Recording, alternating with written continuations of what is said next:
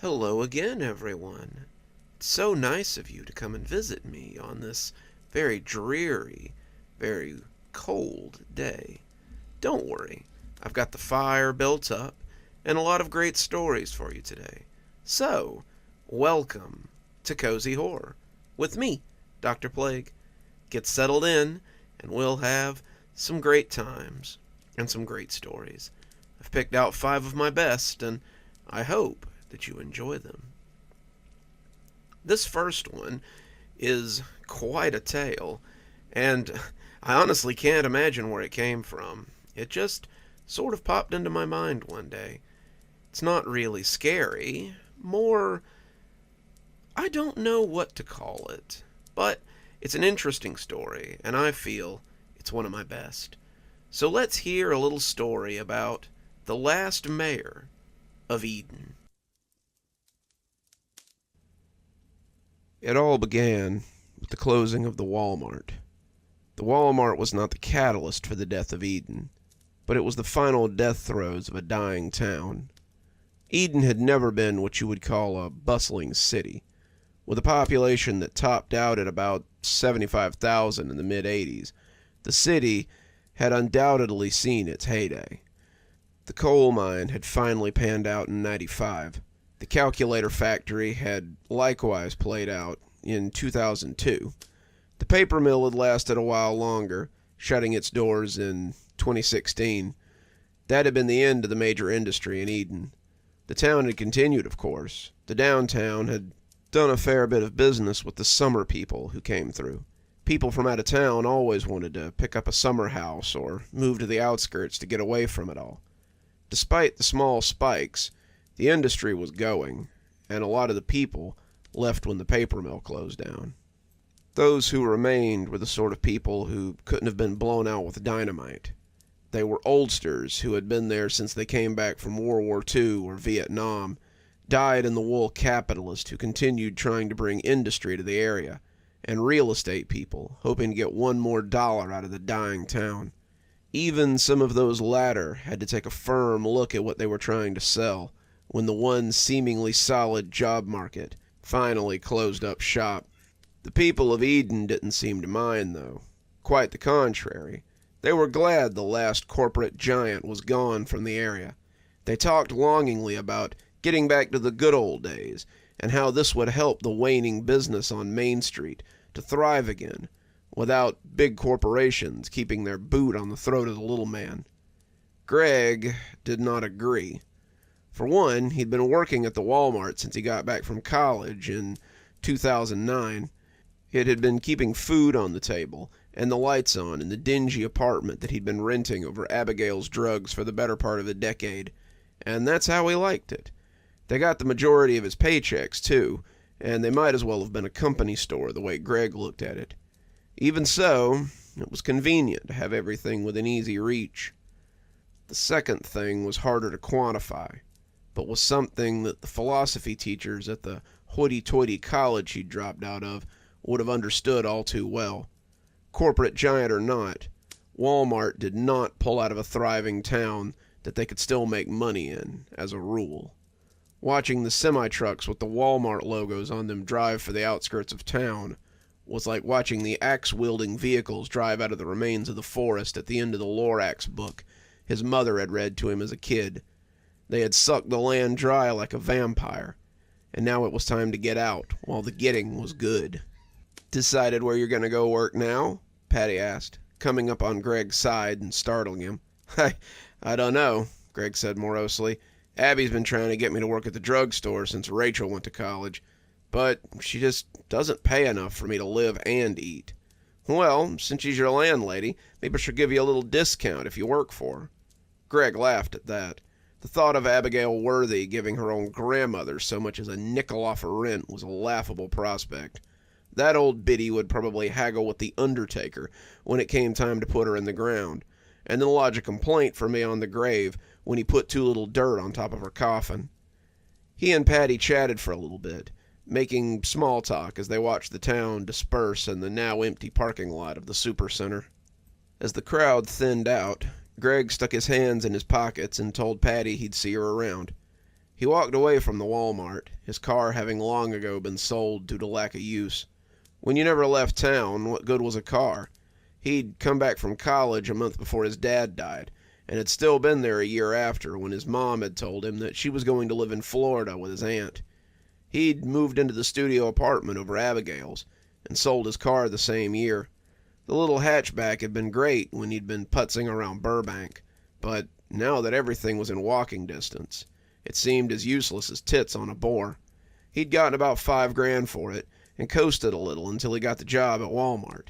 He'd been working there for the past 10 years, it seemed, stocking shelves and answering questions for customers. You would think that after a decade, management would have cut him a check for his retirement, but Greg had never really paid in. He always said he was gonna every year when the papers came around, but he just never got around to it. It always seemed that when you lived in Eden, you did things tomorrow instead of today. It seemed that when you lived in Eden, you always thought there would be more time. "Stand up straight, Gregory. I'm not paying you to slouch."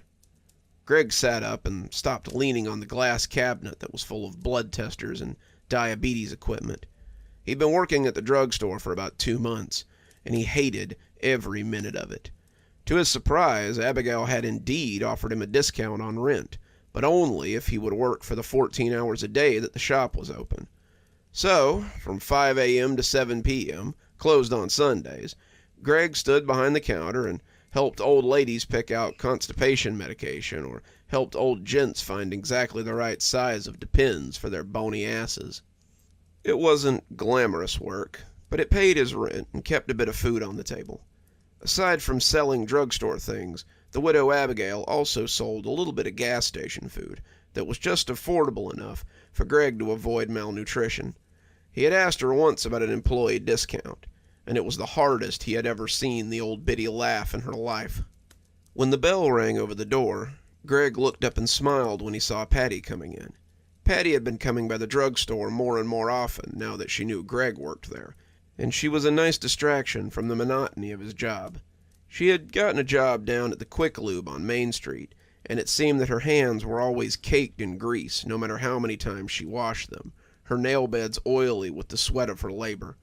Abby glowered at the young woman as she came in, but she wasn't about to turn away a customer, even if most of her fare was to come and flirt with their only employee.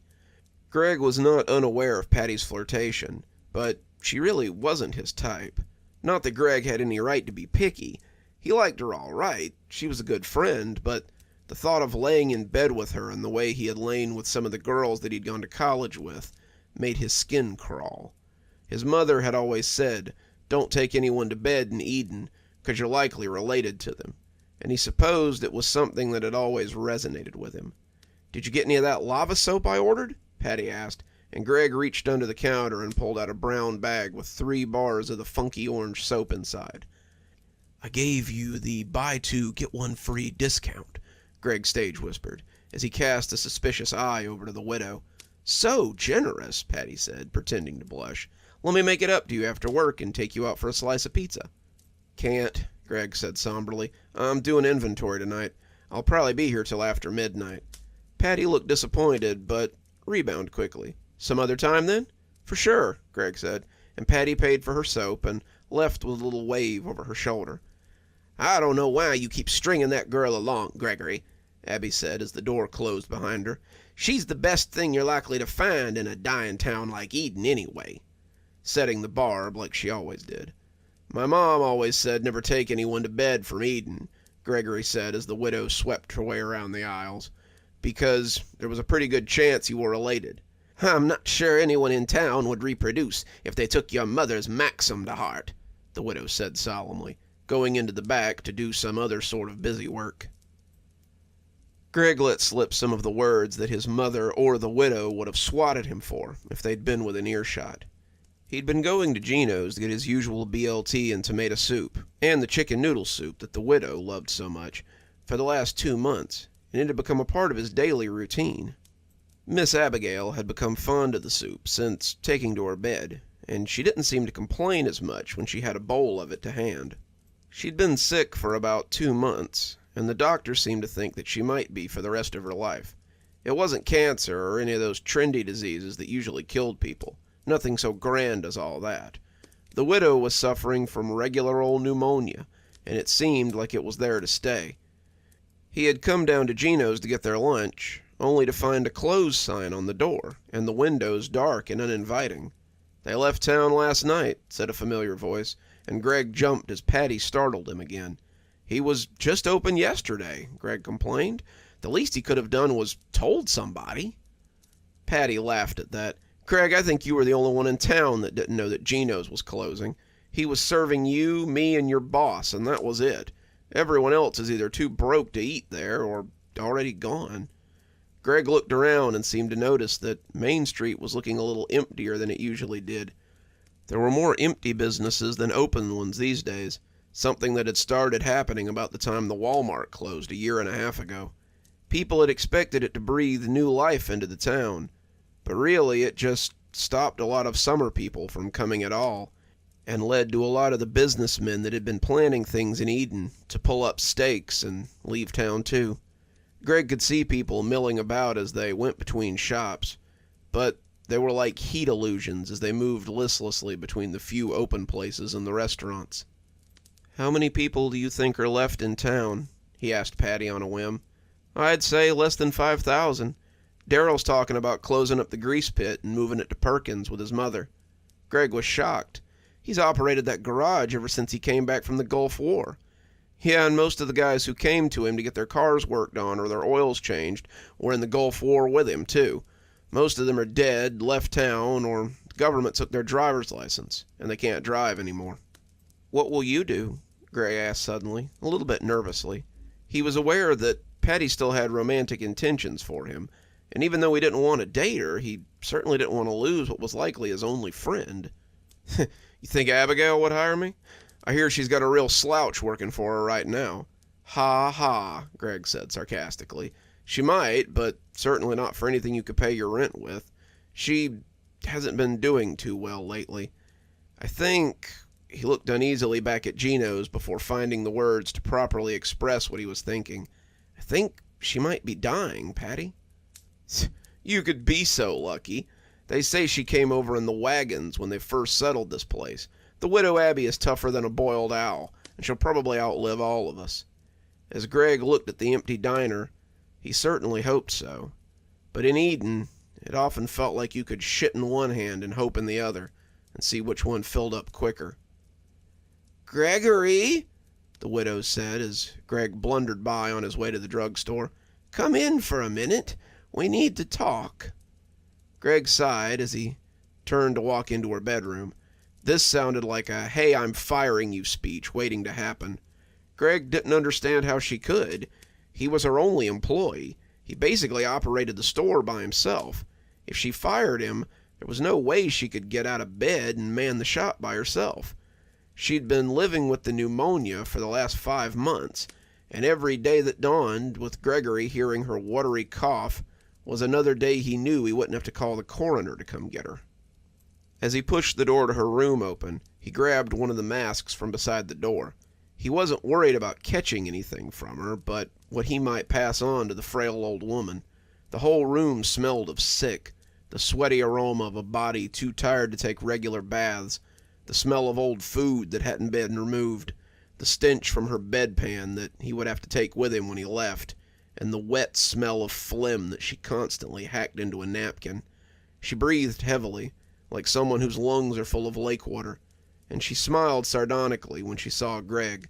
"You aren't quite as handsome as the young man I always pictured coming to take care of me after I outlived my husband, but I'm still glad to have you, Gregory."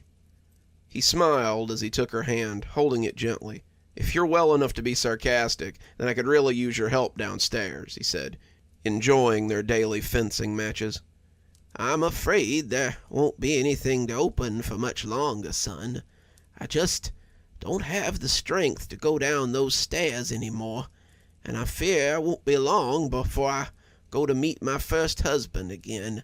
She coughed wetly into a napkin as she spoke, and Greg had the good manners not to snatch away his hand. "It sounds an awful lot like you're firing me," Greg said gently. "I suppose I am," she said, but gently, I hope. If you're firing me, it might be hard for me to pay you rent, and then I'm not sure how you'd pay the taxes on this place." "That could be difficult," she amended, "but so is coming after a corpse for debt." "How about this?" Greg said. "I'll run the drugstore and manage the accounts so you can keep paying for your medicine if you let me live here and take care of you. Then, when you're gone, you can fire me. How about that?" She laughed, the sound coming out fractured like ice on the cusp of breaking. "You? How could you possibly run the shop and balance the books and order enough product to keep up with the clientele?" "Well, I've been doing a pretty good job for the last 9 months, so I figure I'll just keep doing it until—" He stopped himself from saying it, realizing he'd become fond of the old woman in the time he'd been taking care of her. "Until you get better." She chuckled wetly, sounding like a frog, and looked up at him with her big wet eyes. "You're a good man, Gregory Boyle, no matter what your mother always said about you." "Keep talking like that," he said, rising up as the sun began to cresp the little window, "and I'll make you come downstairs and do some work." "Thanks, come again." The old man smiled toothlessly at Patty as she showed him out. She'd agreed to work at the drugstore after her parents had left their house to her. It's only until they sell it, but they said it was nice to have someone looking after it. Greg had agreed that it sounded pretty cool, but he doubted her parents would ever manage to sell the place. The last realtor had left town 6 months ago, and no one new had bought so much as a cup of dirt from Eden since then. There had been some excitement when a company had purchased the old paper mill, but they had all come in with their trucks and stripped what they could from the factory before leaving. As far as Gregory knew, they had never been back. "You're pretty good at being a checkout girl," Gregory said, grinning as Patty snorted at him. "It's not like it's hard. Most of this stuff sells itself." There was a loud cough from the stairs, and Gregory turned to see Abby making her way slowly down them. She'd been feeling stronger lately, and Gregory had often found her stuck halfway down the stairs. He came to help her, chiding her as she sucked in air soupily. "You're gonna kill yourself like that. You're a little stronger, but don't push it." "Nonsense," she rasped. "This girl needs proper training. With you to teach her, she'll develop all sorts of bad habits." "I've got it, Miss Abby. Patty's no slouch. She knows how to do customer service." "It was basically all I did in the automotive department of Walmart," Patty added. The widow scoffed. "That place wouldn't know customer service if it bit 'em." But she began to cough more as she elaborated, and Greg had to hold her up as it racked her body. "Come on, let's get you to the rocker out front. You can greet the customers as they come in and maybe get a little sun. I don't want them to think I've got the Halloween decorations out early." She started to protest, but the sun really had done wonders. The doctors had expected her to succumb to her illness months ago, but it was coming up on 2 years and she was still puttering along. He wrapped her in a blanket and sat her in one of the rocking chairs that dotted the front area. She shivered amidst her layers, the slight breeze reminding Gregory that fall was almost here. He had just gotten her settled when an older woman in a thick shawl approached the shop. "Good morning, Miss Laurie. What brings you here today?" The old woman gave him a wave. "Just came to get the last of my prescriptions to take to Heavenly View. I'm moving at the end of the week, and they want a list for their physician." "I'll get it for you," Abby rasped, but Greg told her to sit as he went back inside to get the envelope. Losing Miss Laurie to the nursing home would be quite a blow to their business, but Greg had been expecting it. After her husband died, Miss Laurie became a shut-in. She only left the house to see her doctor or fill her prescription, and this was the first time they'd seen her in weeks. As Greg came back with the envelope, he caught the tail end of their conversation. "I'm sure they have room for you, Miss Abby. You could relax with the time you have left and not have to struggle so much. There are people there to help you, and I'm sure Gregory could watch your shop for you." "It sounds awfully nice," Abby said softly, "but I just don't think I can leave Gregory on his own. He depends so much on my wisdom." Miss Laurie took the envelope, wishing Abby and Gregory the best as she made her way home. The streets were a little less empty today. But the people taking in the sights were nothing but bored locals trying to kill some time. The cars leaving town became fewer and fewer, but that was due in part to the number of residents becoming less and less as well. Greg saw less than a dozen people on a daily basis now, and as the oldsters he'd taken for granted went to either Heavenly View or their heavenly home, their business suffered. Greg watched her go, seeing the potential end of her business as the beginning of the end. Greg flopped onto the rocker in front of the drugstore, his breath coming in deep, grateful lungfuls. All around him, chaos reigned, but its conquest was coming to an end.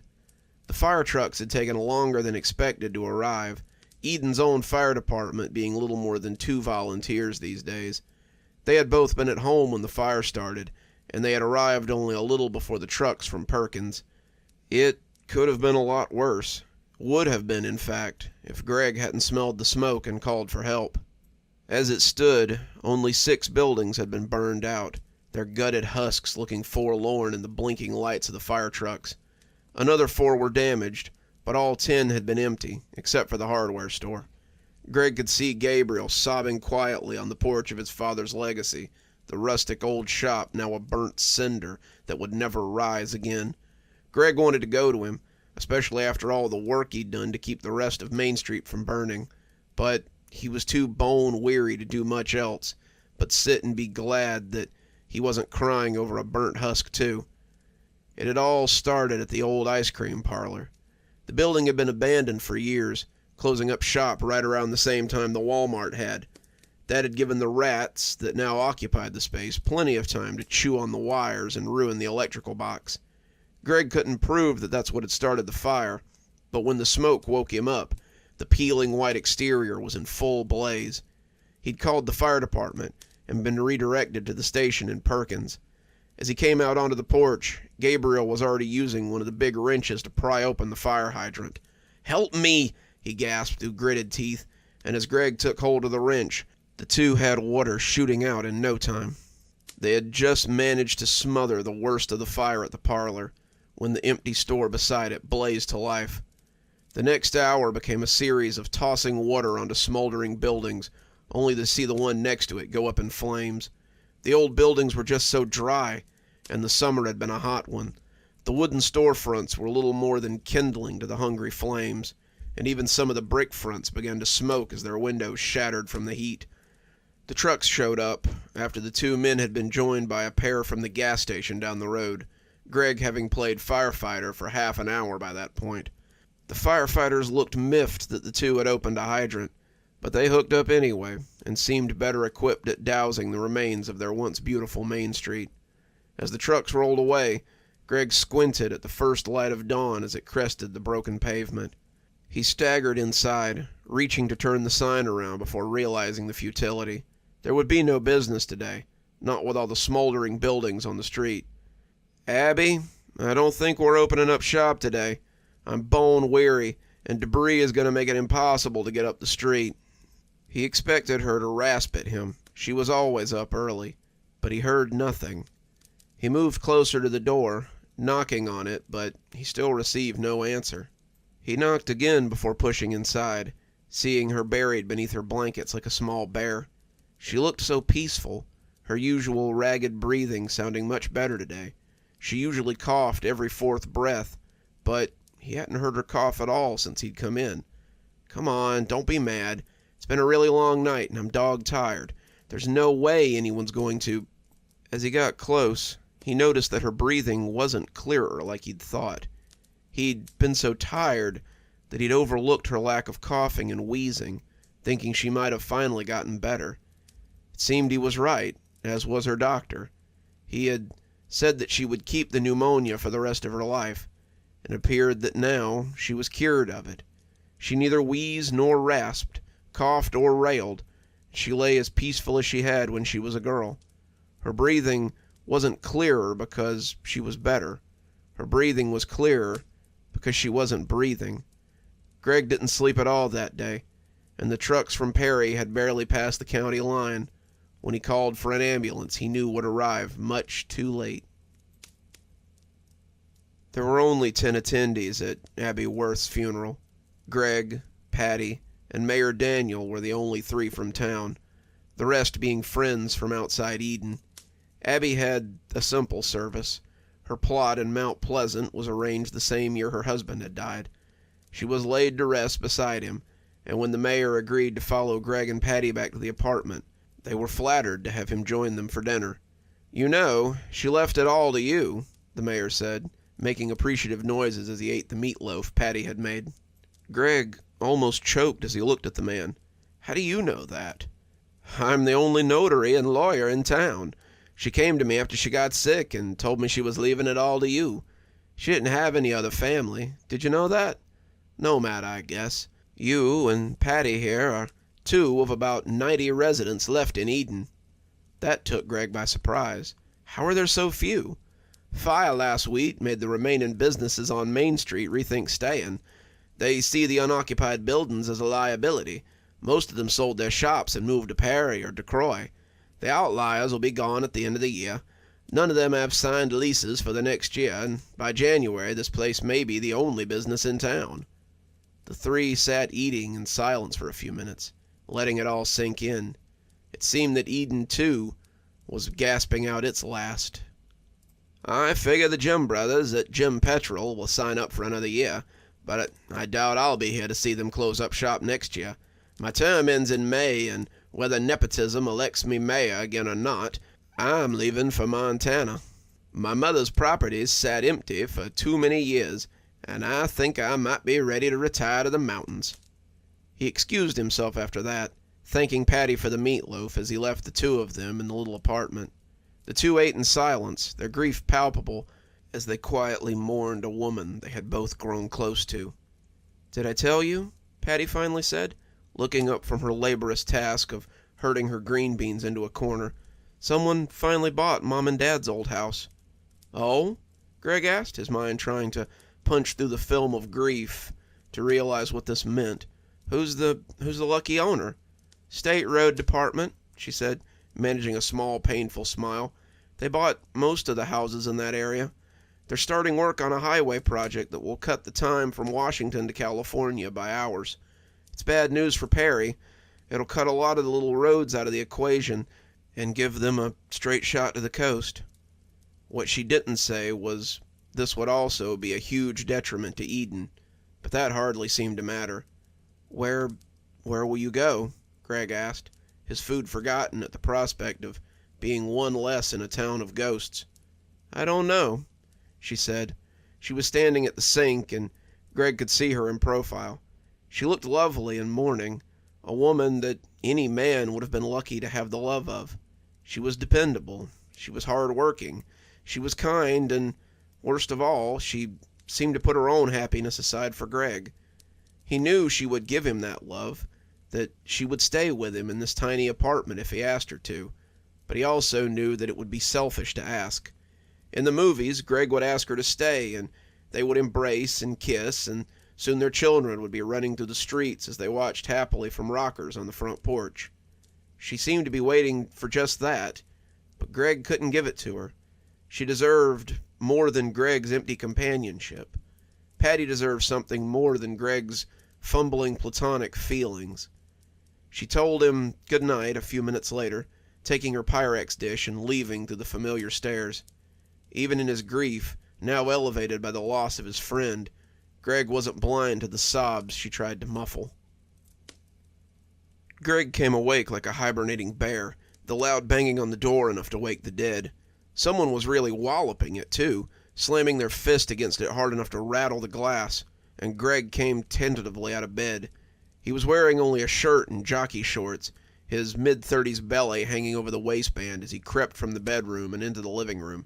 He reached for the fire poker as he came, afraid that the empty town might have attracted teenagers bent on helling. They would have seen the lights in the bathroom upstairs and decided to shake the cages a little, and Greg wished he'd thought to grab his shotgun before leaving the bedroom. He came down the stairs in a slow, jerky walk, the pounding not stopping in the least bit. Whoever it was calling his name, too, which was a little off-putting. Greg couldn't imagine anyone he knew in this town being out so late and banging on his door, but he quickened his pace a little, fearing someone was in trouble. Maybe Patty was hurt. Maybe there'd been another fire. Maybe it was something even worse. He'd been right about that, it seemed, and as the door came open, he found Patty leaning against the frame, grinning at him drunkenly. "There you are, Gregory," she trumpeted, stumbling into him as she slurred an apology. "Are you all right?" Greg asked, trying not to draw attention to her current state, but finding it very difficult. "Right with Eversharp," she said, her hands wrapping around him as she tried to pull him into her arms. "What's gotten into you, Patty?" Greg asked, though it was pretty clear what had gotten into her. As if in response, Patty pressed her lips against his, silencing his upcoming protests. Her tongue was warm and wet as it tried to invade his mouth, and Greg struggled as he tried to push her away. His skin was covered in goosebumps, and he was shuddering as she leaned closer to him. He could taste the alcohol on her breath, and it was making him gag. He didn't know what she'd been drinking, but it was stronger than anything he was familiar with. When she finally pulled away from him, her eyes were streaming tears, and they looked hurt and confused. "Why won't you kiss me back?" she wailed, as she stumbled backwards and bumped into the doorframe. Greg searched for the words, but he just couldn't find them. I just don't think of you that way," he finally blurted out. She sobbed, her eyes gushing as she looked at him blearily. She was drunk and confused, and clearly this had made more sense before she'd come to his home in the middle of the night. Now her hopes were falling to pieces, and she was left with nothing but the understanding that she was alone. He'd been honest with her, but that had hardly cut the sting. "Why won't you love me?" she bawled, her eyes accusatory, even as they gushed tears. "I stayed in this corpse of a town for you, Greg. I worked at a place that barely paid for my groceries and lied to my parents when they wanted nothing but to send me back to college. And for what? I love you, Greg. I've loved you since we were kids. Why won't you love me back?" When he gripped her shoulder, it sobered her a little, and he saw the embarrassment starting to creep into her eyes. "I do love you, Patty. I love you too much to let you settle for someone who doesn't love you the same way you love them. You deserve someone who will love you as deeply as you love me, and I can't do that. Go. Let your parents send you to college. Live the life you deserve. Find someone who will care for you the way you care for me." It was morning before she sobered up enough to leave, and the two had a long talk. Patty cried a lot, Greg finding his eyes too dry for tears. She didn't sway as she left, the alcohol having been burned away by her despair. Greg watched her go, and went to bed as the sun filled the apartment with light. Tomorrow would be Sunday, the only day Abby let them close the store. He'd take tomorrow to mourn, and then open the store on Monday.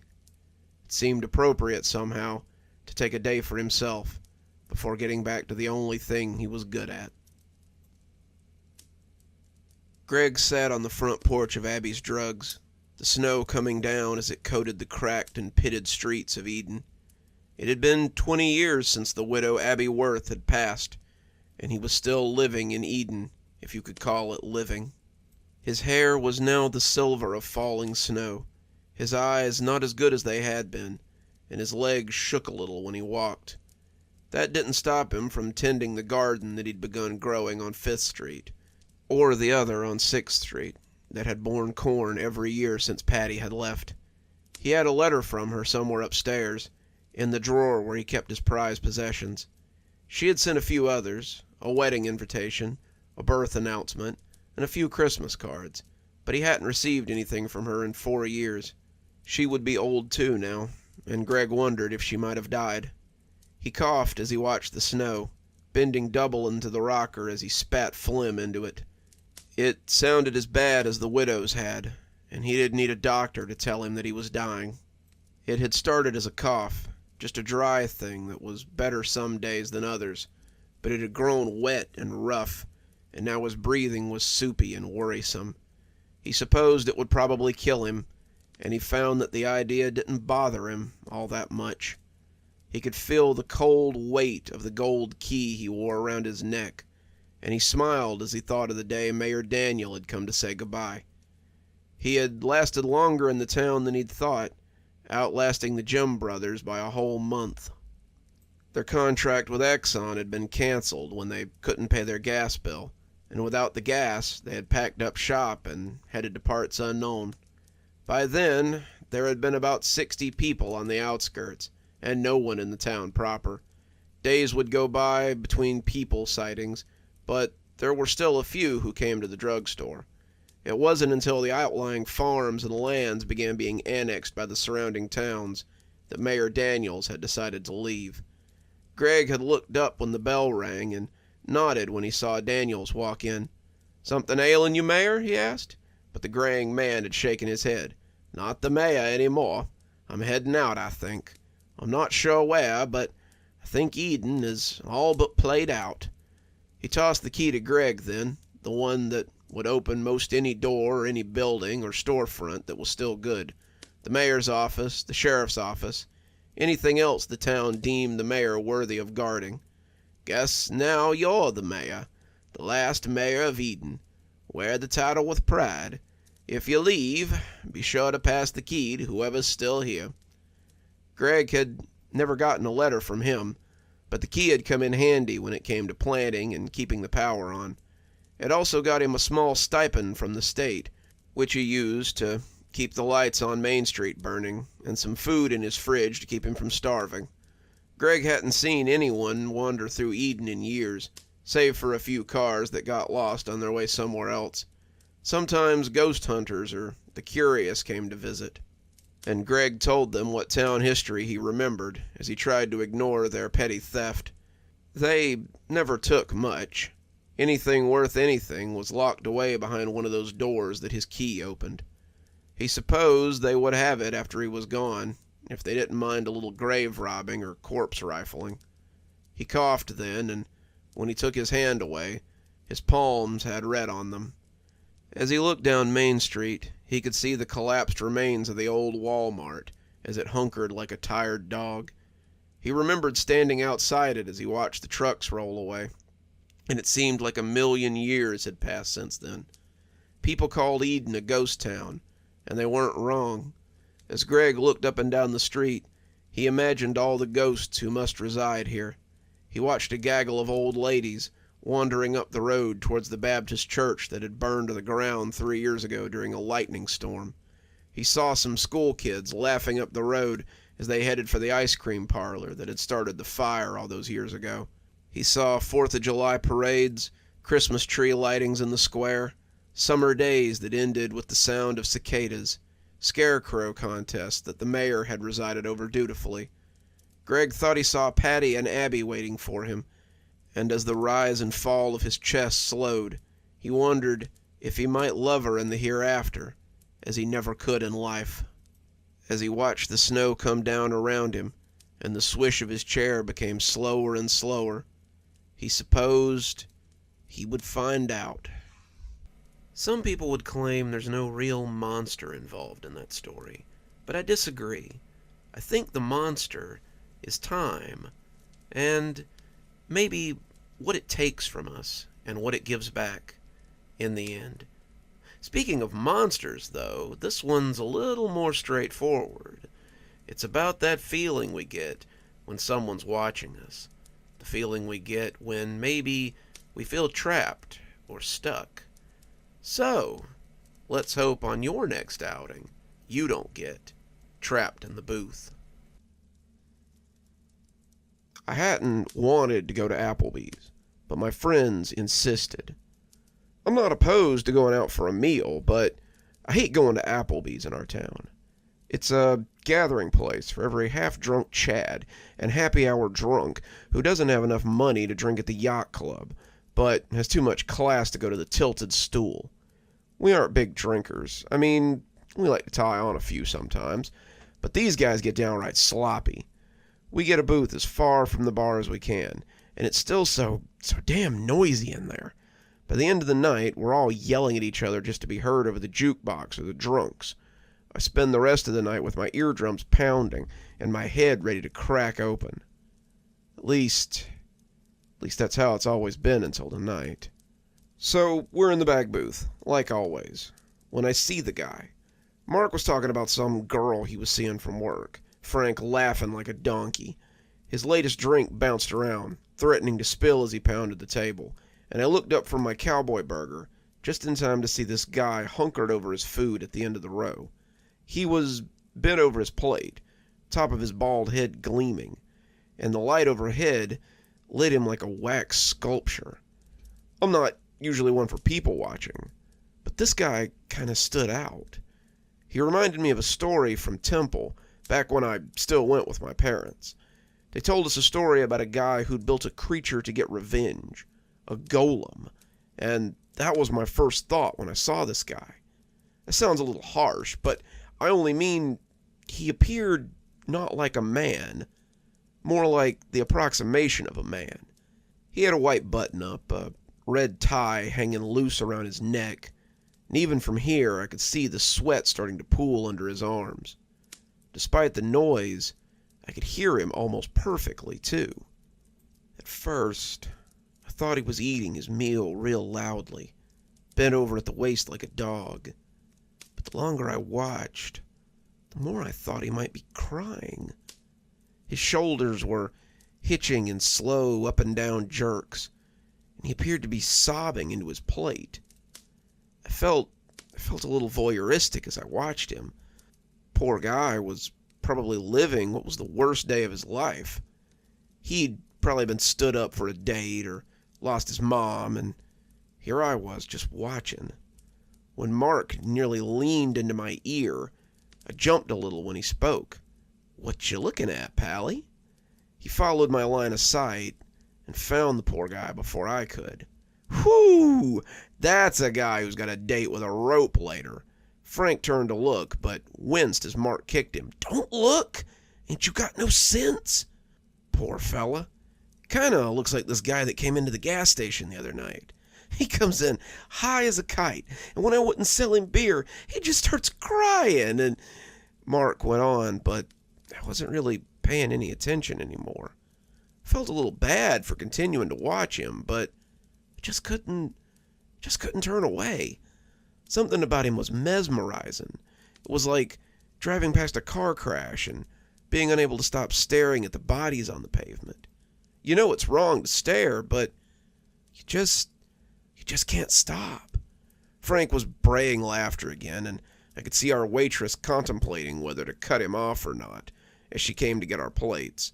Mark told her he was fine, and Frank ordered another beer. And after several tense seconds and an elbow from Mark, I snapped back to myself and said I was okay too. "Geez, buddy," Mark said as the waitress shuffled off. "You gonna go over and propose?" "What are you talking about?" I asked, biting into my burger and realizing it was about lukewarm. Had I really been staring at that poor guy as my burger turned to ice? "You've been staring at him for like 10 minutes. Thought you were going to order him a drink for a minute." We all laughed, mine being a little forced, and then Mark stood up and waved to a pair coming through the door.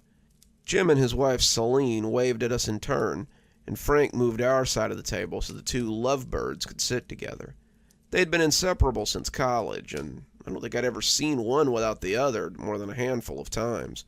They excused their lateness, their sitter had been late, and Jim started in on a story about how she had gotten lost and turned down the wrong road, when I turned my attention back to the poor guy 2 booths down. He was still bent over his burger, still quietly sobbing, but the way his shoulders moved had started to seem wrong. I was no expert on sobbing, but this guy's herky-jerky movements were starting to look like something else. A rational part of me chastised myself for continuing to stare at this poor guy, but I was like a moth to flame now. He was my car wreck, and I was starting to notice signs of foul play. When he snorted loudly, I heard the laughter for the first time. It made me shiver a little as I heard it thrum into me like a badly played piano note. The guy wasn't crying. He was laughing. The more I looked, the more I could see bits of meat and lettuce sprayed over the tabletop. The longer I looked, the more I wondered how I'd misunderstood his laughter for crying. I was now drawn deeper into this web of strangeness. No escape in sight. Crying was one thing. I could understand crying, but who sits in a booth by themselves and laughs? Was he nuts? Some kind of mental case who was off his meds? Watching him from behind Selena's shoulder, I wondered if he might be dangerous. Maybe we should leave. Maybe I should suggest that we change venues, but all thought of escaping fled from me as he lifted his head from that plate. The scream that welled up inside me was cut off by my constricted throat and likely sounded like nothing so much as a sigh.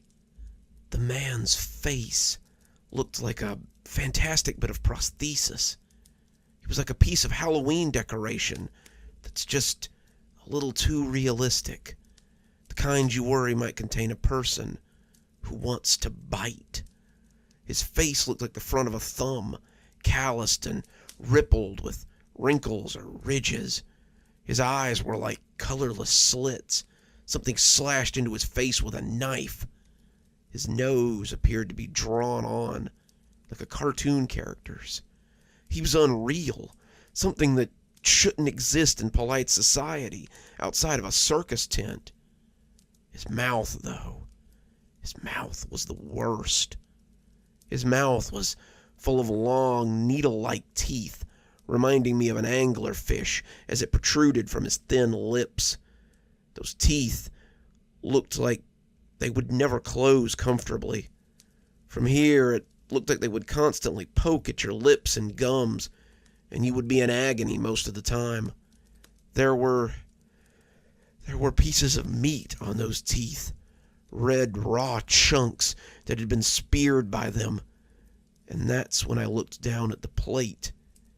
It was covered in the grisly remains of what looked like chunks of raw hamburger meat.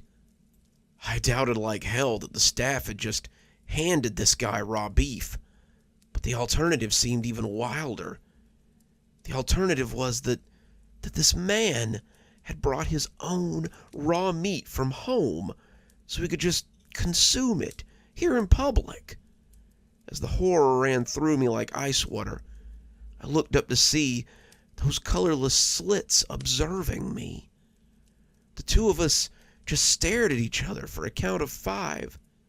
Then he pulled those thin lips and monstrous teeth into a smile, and I could see red pooling at the edges of his flesh. I glanced over at Mark and Frank, both now sitting on my side of the booth, but neither of them had noticed him. The 4 of them were involved in a conversation like there wasn't a monster sitting 12 feet from us. It seemed impossible that anyone could be having a normal conversation so close to that creature. Its very presence should have triggered some ancient primal node deep in our brains and forced us to either destroy it or flee from it. The 4 of them were talking about jobs and school and Jim and Celine's daughter, while this thing got to exist in humanity with the rest of us. It was too much to handle. Suddenly I wanted out. I wanted to be anywhere but there. I tried to tap on Mark to get him to move or to look up or just acknowledge that I was losing my mind within easy reach of him. But my body wouldn't respond. I managed to flick my fingers at his arm, bumping him a little, but he only rubbed a hand over it as if a bug had landed on him. Celine was talking about the new Pokemon game, and Mark and Frank were just nerdy enough and broke enough to be enraptured by her descriptions. I was stuck in a state of eye contact with that thing, and the longer I looked, the more it seemed to drink me in with those strange eyes. Then, without warning, it began to sink down in its seat, becoming lost beneath its table. I panicked. Suddenly not being able to see it was worse than having it on display. Could it sink beneath our table? How far could it go? How close could it get? I was suddenly imagining the damage those teeth could do to a foot, even a foot within a shoe, and I pulled mine up a little higher as Selena's words washed over me. He didn't resurface for quite some time, and you would have said that such a thing would not have gone unnoticed. Then he slid back up from under the table on the opposite side of the booth. He was grinning from ghastly ear to ear, and he looked like a little kid who's trying to play with the table behind them. There was still a table between us and him, but I was no longer sure how much protection that provided us. I didn't know his mental state, and whether he meant to do us harm or not, but when he dipped back down again, I started shaking. "What's wrong with you?" Mark asked suddenly, turning to look at me as I shuddered beside him. I pointed to the empty plate where the man had been sitting, and Mark looked over before scoffing loudly. "Oh no, your boyfriend left. Don't worry, I'm sure most of those guys at the bar will take you home if you ask them nicely enough." "What's going on?" Jim asked, noticing my discomfort and looking alarmed. "He's obsessed with the guy that's sitting a couple of tables back. Couldn't take his eyes off of him, I swear. Thought he was gonna try to console the guy for a minute. Dude was just sitting there crying, and this freak's over here looking at..." The bald, sweaty head began to surface behind Selena, and when I shouted for her to look out, the whole restaurant went dead silent. Jim and Selena turned to look, but there was nothing behind them. I'd had enough, though. I pushed Mark and Frank out of the way, freeing myself from the booth as I went to go check under the table behind us. He'd be crouching down there, grinning like the little goblin that he was. But as I got down on my knees and looked beneath, I was greeted by nothing but an empty space. The waitress asked me what I was looking for as I moved to look under his table as well, but by then I was already intent on leaving. I got in my car, threw the keys in the ignition, and sped off as fast as I could. Sitting at home now, I can't get that image out of my head. My phone's been blowing up, and I know my friends are worried. I can't make sense of it. What was that thing? Why did it take such an interest in me? Is it dangerous? Did it follow me home? Every time I close my eyes, I see those repulsive needle-like teeth and the no-color slits looking back at me. Every time I close my eyes, I wonder if I'll ever be able to see anything. Every time I close my eyes, I wonder if I'll ever be able to see anything but that creature again. Moving right along, we've got a strange little tale about a man's obsession and the things he builds in the world just below his home. I'm sure some of you have heard of toys in the attic, but today we'll be talking about trains in the basement. Joe loved trains. He'd loved them since he was little, and it was a love affair that had lasted a lifetime. He had gotten his first train set when he was 5 years old, and though the models he had now were as different from that set as he was from the child he had been, he still remembered it fondly. His train set in the basement of the home he shared with his wife and daughter, and the table he had set up were so big that it took up nearly half the floor space. His wife often bemoaned how much room it ate up, but he ignored her for the most part. He paid the bills, he slaved away at work so his wife and daughter could live comfortably, and when he got home, all he really wanted to do was relax with his trains. He had a little cap he wore and a special pair of overalls, and he sat and listened to the trains chug along, feeling a sense of peace that had eluded him anywhere else in life. He would sit down here for hours sometimes, just playing with his trains and letting life pass him by. He could hear his wife, Debbie, moving around upstairs, but he put her out of his mind, too. Debbie would call down to let him know that dinner was ready, and then he'd have to leave his cap on the hook and go upstairs and spend time with his family. His family. Ugh, they were so dull. His wife would ask him about his day, a day that had been boring and monotonous and would be better forgotten in the basement with his trains. Jennifer would talk about cheerleading or some boy she liked, and Joe would pick at his food as he listened to nothing but the clickety-clack of train wheels in his mind. He was dreading hearing her come down the stairs, consoling himself by watching the trains go by. That's when he noticed the house for the first time. The house had been purchased at a hobby store 2 towns over. His wife had complained when he had told her where he was going to get the things he needed for his train set, but it really couldn't be helped. The hobby shop in town was not the sort that stocked train things. The greasy man behind the counter, the one wearing the Led Zeppelin t-shirt and a shiny ponytail, had pushed his glasses up his nose and informed Joe that unless he were here to play Warhammer, they did not stock models for that sort of hobby. So, Joe had gone 2 towns over to find a man who carried his sort of hobby. He had gotten about 5 little wooden houses for his diorama that day, but it was only now that he realized one of them looked a lot like his house. He hadn't painted them, they had come just as they were, but as he watched his trains chug around the place, he could see that one of them was a white house with a tan roof and a picket fence that went all the way around it. Joe didn't remember having seen it before, but as the train came around to pass it, he found his attention suddenly pulled to it. It was like a scene in a movie where the shot zoomed in on a certain object, and Joe felt his eyes drawn there inexorably. The house was sitting next to the tracks, and whoever might take in the breeze in the evening on the front porch would have a great view of the trains as they went by. In fact, he thought he saw someone leaning on the windowsill doing just that. There couldn't be anyone doing that. Joe hadn't put any people in any of the houses, but he saw someone nonetheless. He couldn't make the fellow out. He was like a giant trying to see a passing sparrow. But the longer he stared, the more familiar the man looked. As the train rolled past and kicked its water vapor smoke into the air, he imagined that he could see someone watching it wistfully. Joe put it out of his mind, swapping his CB steamliner for a larger diesel engine, and went back to enjoying the trains. Even so, as they continued to rumble around the track, he was drawn back to that house again and again. The man leaned on the sill and watched the locos as Joe swapped out trains. Was he a man? Joe felt certain that he was. He was still leaning there, watching the trains roll past with fascination, when Debbie called down to tell him that dinner was ready.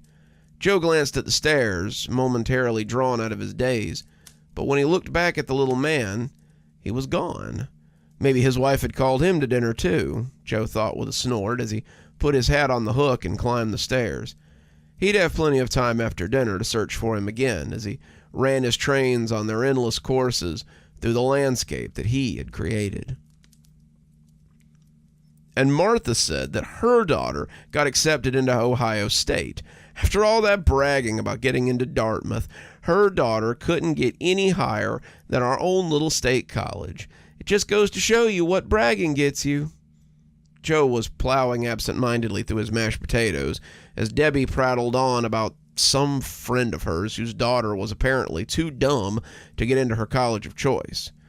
Ohio State was a fine college. Joe had gone to Ohio State to get his degree in engineering, but he didn't feel like saying as much. If he just agreed with her and let her get it out of her system, then she'd likely let him get back to his basement so he could play with his trains. He glanced over at his daughter, Jessica, and saw that she was attached to her phone as usual. She didn't have time for much else these days, and between TikTok and Instagram, she barely seemed to be in the world. She had no time for her parents, just her friends and her fans. Joe didn't really care. He was no better if he thought about it, and her attention to the phone meant that he had more time with his trains. And then she said she might make her daughter wait a year so she can take the entrance exam to Dartmouth again. Can you imagine having such a stagger between high school and college? You would... Can I be excused? Jessica asked suddenly. Diana wants to go live in a few minutes. Jessica, you've barely touched your vegetables, Debbie lamented, but Jessica was already getting up and leaving. Me too, said Joe, taking his plate to the sink, his vegetables noticeably gone. Debbie pursed her lips as the two of them made their hasty way to their various hobbies. "Sure, why not? I only cook the dinner, but I suppose I'll do the dishes, too." Neither of them were listening, though.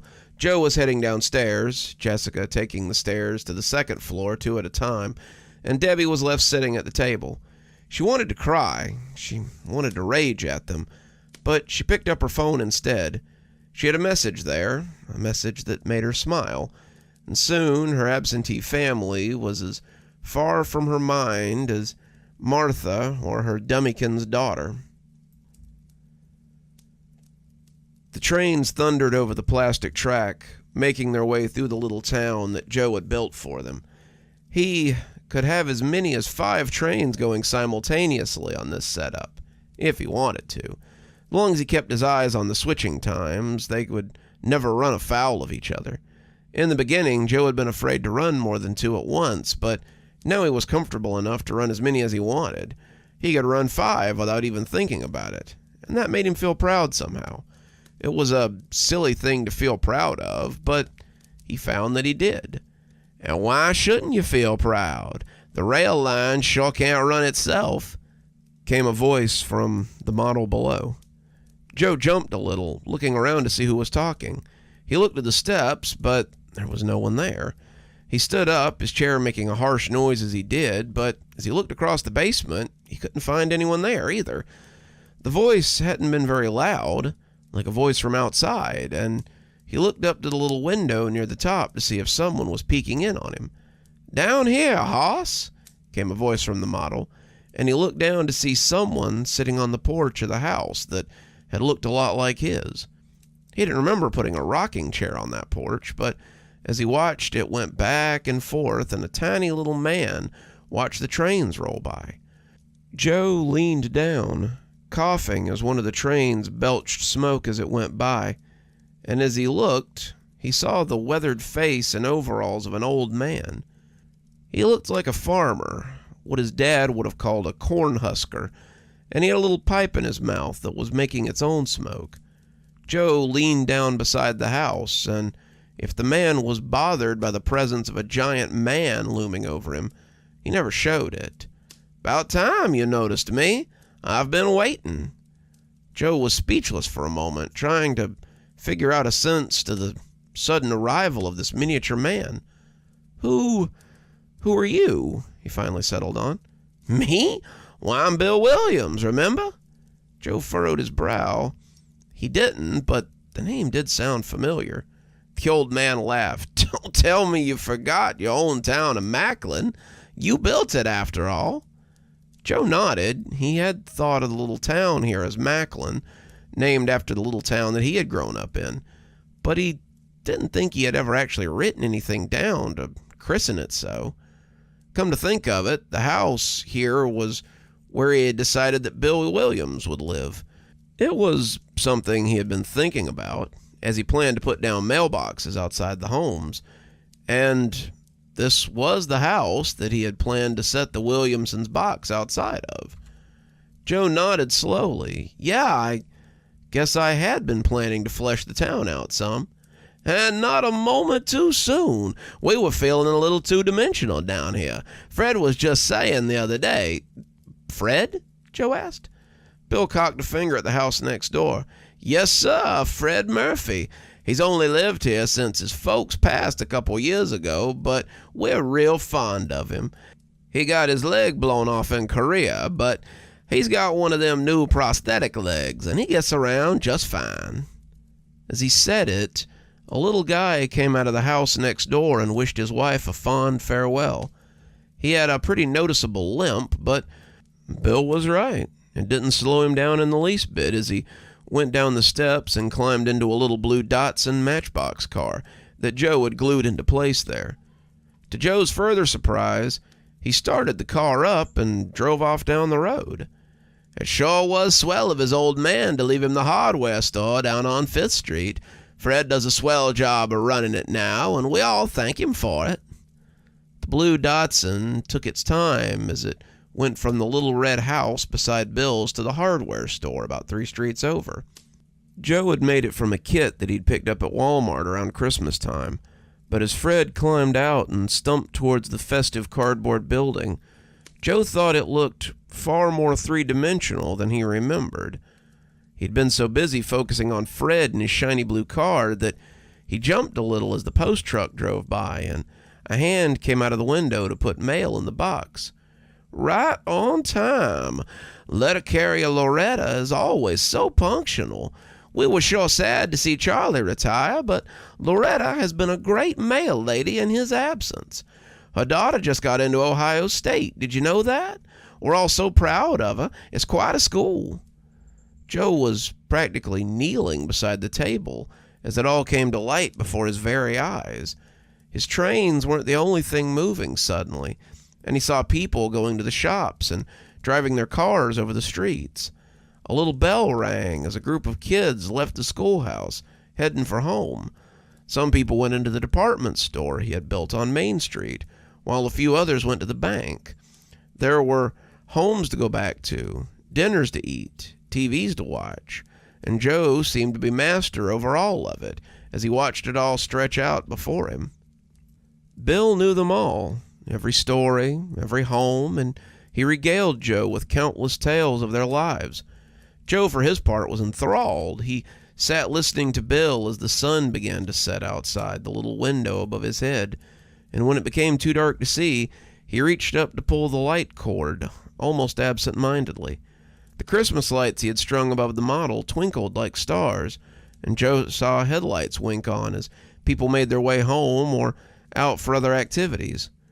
When his wife called to tell him that she was going to bed and asked if he meant to stay down there with his trains all night, Joe realized it was nearly 10 o'clock. He had spent all afternoon down here talking to Bill about the little town he had made out of cardboard and model kits, and now he needed to get some shut-eye. Needed to, but didn't really want to.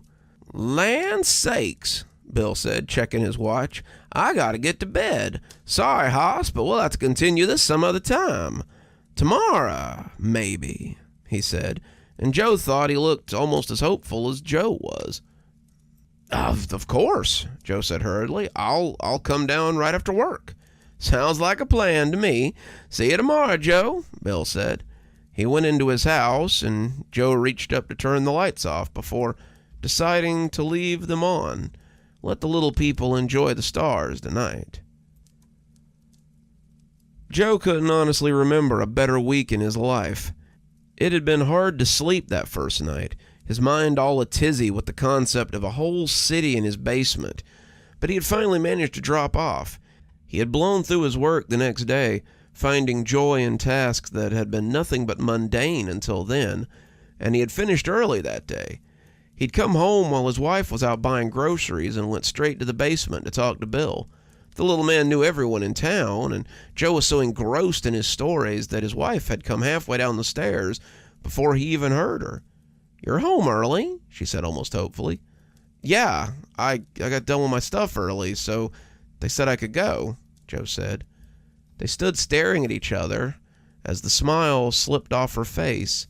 She had clearly been hoping that he had come home early to surprise her, but it was becoming apparent that he had come home early to play with his trains. Joe couldn't understand her sudden interest or the increasing slip back towards this interest. She had expected something, maybe? Had he forgotten something, like a birthday or an anniversary? He was bad at remembering those. Joe often found it hard to relate to people. He sometimes wondered why Debbie had agreed to marry him at all, but he believed that she had once found these things endearing in him. Joe wasn't sure what had changed, but it wasn't him. "Well, I'll just leave you to it. Dinner should be ready in a little while. I'll call you." She went back upstairs, the door closing a little harder than it strictly needed to when she got to the top. Wonder what that's about," Bill asked. Joe had only shrugged, and the rest of the week had gone by much the same. If Debbie seemed more distant than usual, Joe hadn't noticed. If she spent more time on her phone, what of it? Jessica spent most of her time on the phone. Maybe Debbie had found something to do on her phone, too. He spent most of his time in the basement talking to Bill as he learned about the fascinating history of the town and its people. The longer they talked, the more real the town seemed. The buildings took on definition.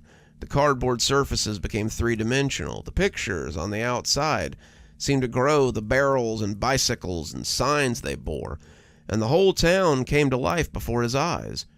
Before Joe knew it, it was Sunday, and he was sitting in the basement with Bill having a beer. "Joe, we're friends, aren't we?" Bill asked suddenly. Joe nodded, not having to give much thought to it. "Yeah, Bill, I'd say we are.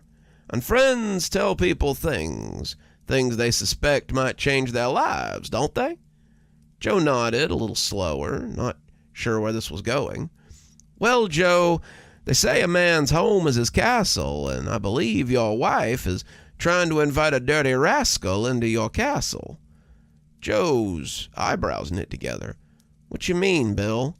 "I mean, your wife was down here doing laundry a couple of days ago, and she was talking to somebody on the phone. Conversation was getting, shall we say, a little spicy.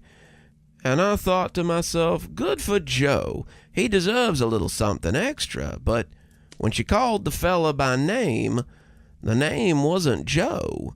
This guy's name was Simon, and it seems your old lady is really taken with him." Joe wasn't sure how to process this. Why would Debbie cheat on him in the first place? He paid the bills, maintained the insurance, kept the cars up, fixed the house when it needed it, and paid a handyman when he couldn't fix it. He did all the things that were expected of him, and if she felt uncared for, why hadn't she said something? "Bill," Joe said, not really sure what to say, "are you sure?" "I think I am, Joe. Think you may need to get your house in order. Now, I say this as your friend, Joe, but it ain't right for a woman to run around on a man like that. She needs to be corrected, Joseph. She needs to be reminded who's in charge around here." Joe shuddered as he took a sip of his beer. No one had called him Joseph in a long time. The only person who called him Joseph was his father, and he was dead and in the ground. The name felt like footsteps on his grave, and he wasn't sure he liked it.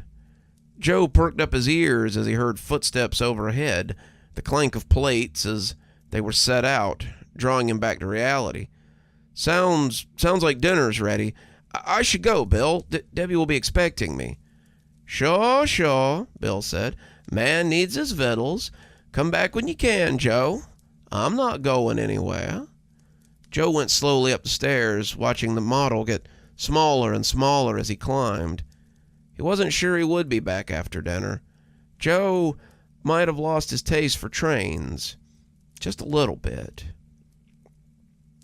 Joe grimaced as he ate the hamburger helper. Joe hated hamburger helper. The noodles were always mushy, the cheese always tasted funny, and there was just something unnatural about the concoction. It really wasn't a fit meal for Sunday dinner anyway.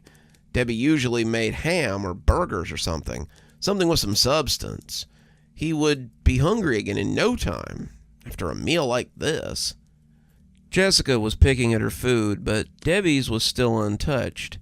She was glued to her phone, texting someone, and by the look on her face, she was enjoying the conversation. There was a look there that Joe had never seen before, not even when they were dating, but it was a look he knew. It was that sultry look that women sometimes got when they were talking to someone they liked, maybe even liked a lot. "I might go see some friends after dinner," Debbie said, taking up her plate and dumping the cooling lump back into the pan. "You guys may have to fend for yourself for bedtime." Jessica shrugged. "Sounds good. Have fun, Mom." She didn't even bother to look at Joe.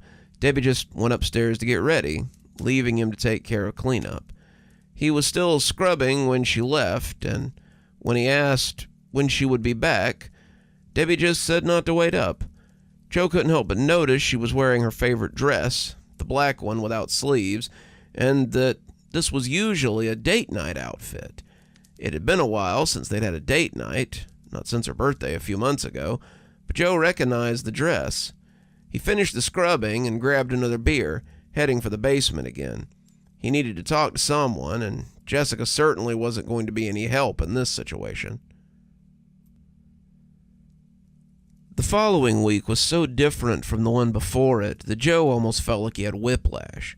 Debbie went out almost every night, and when she was in, she was glued to her phone. She took her phone calls outside or upstairs in her room these days, and he had noticed some new clothes hanging on the closet door. You would have said this would be great, Joe left to his own devices to pursue his interests, but something had changed after Bill had told him about his suspicions. He didn't suddenly find himself afraid of losing Debbie.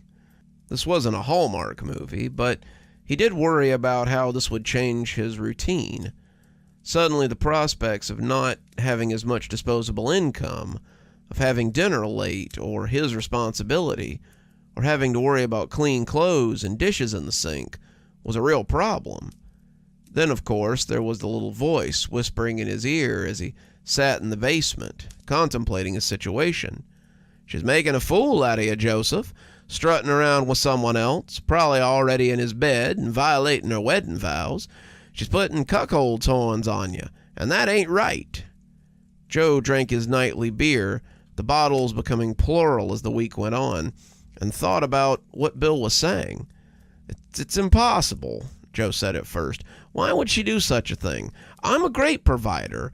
She'd have no reason to go looking for someone else." Bill had snorted. "Who knows, Joseph? Sometimes women are just unreasonable. They feel like what they have isn't good enough, so they go looking for something on the side. Who can say what's going through her head?"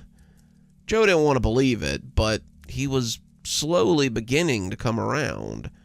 As he and Bill sat and listened to the trains run and the town thrive, Joe wished he could go live in Macklin himself. Life in Macklin looked simple, and Joe could use something simple right now.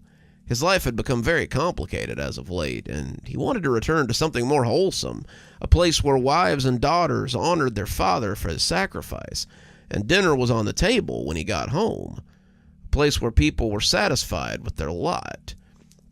By Thursday, Joe was certain that his comfortable life was coming unraveled. He came down in the same clothes he'd gone to work in, not feeling like dressing in his conductor's overalls much these days, and found Bill sitting with Fred on the porch as the two smoked their cigarettes.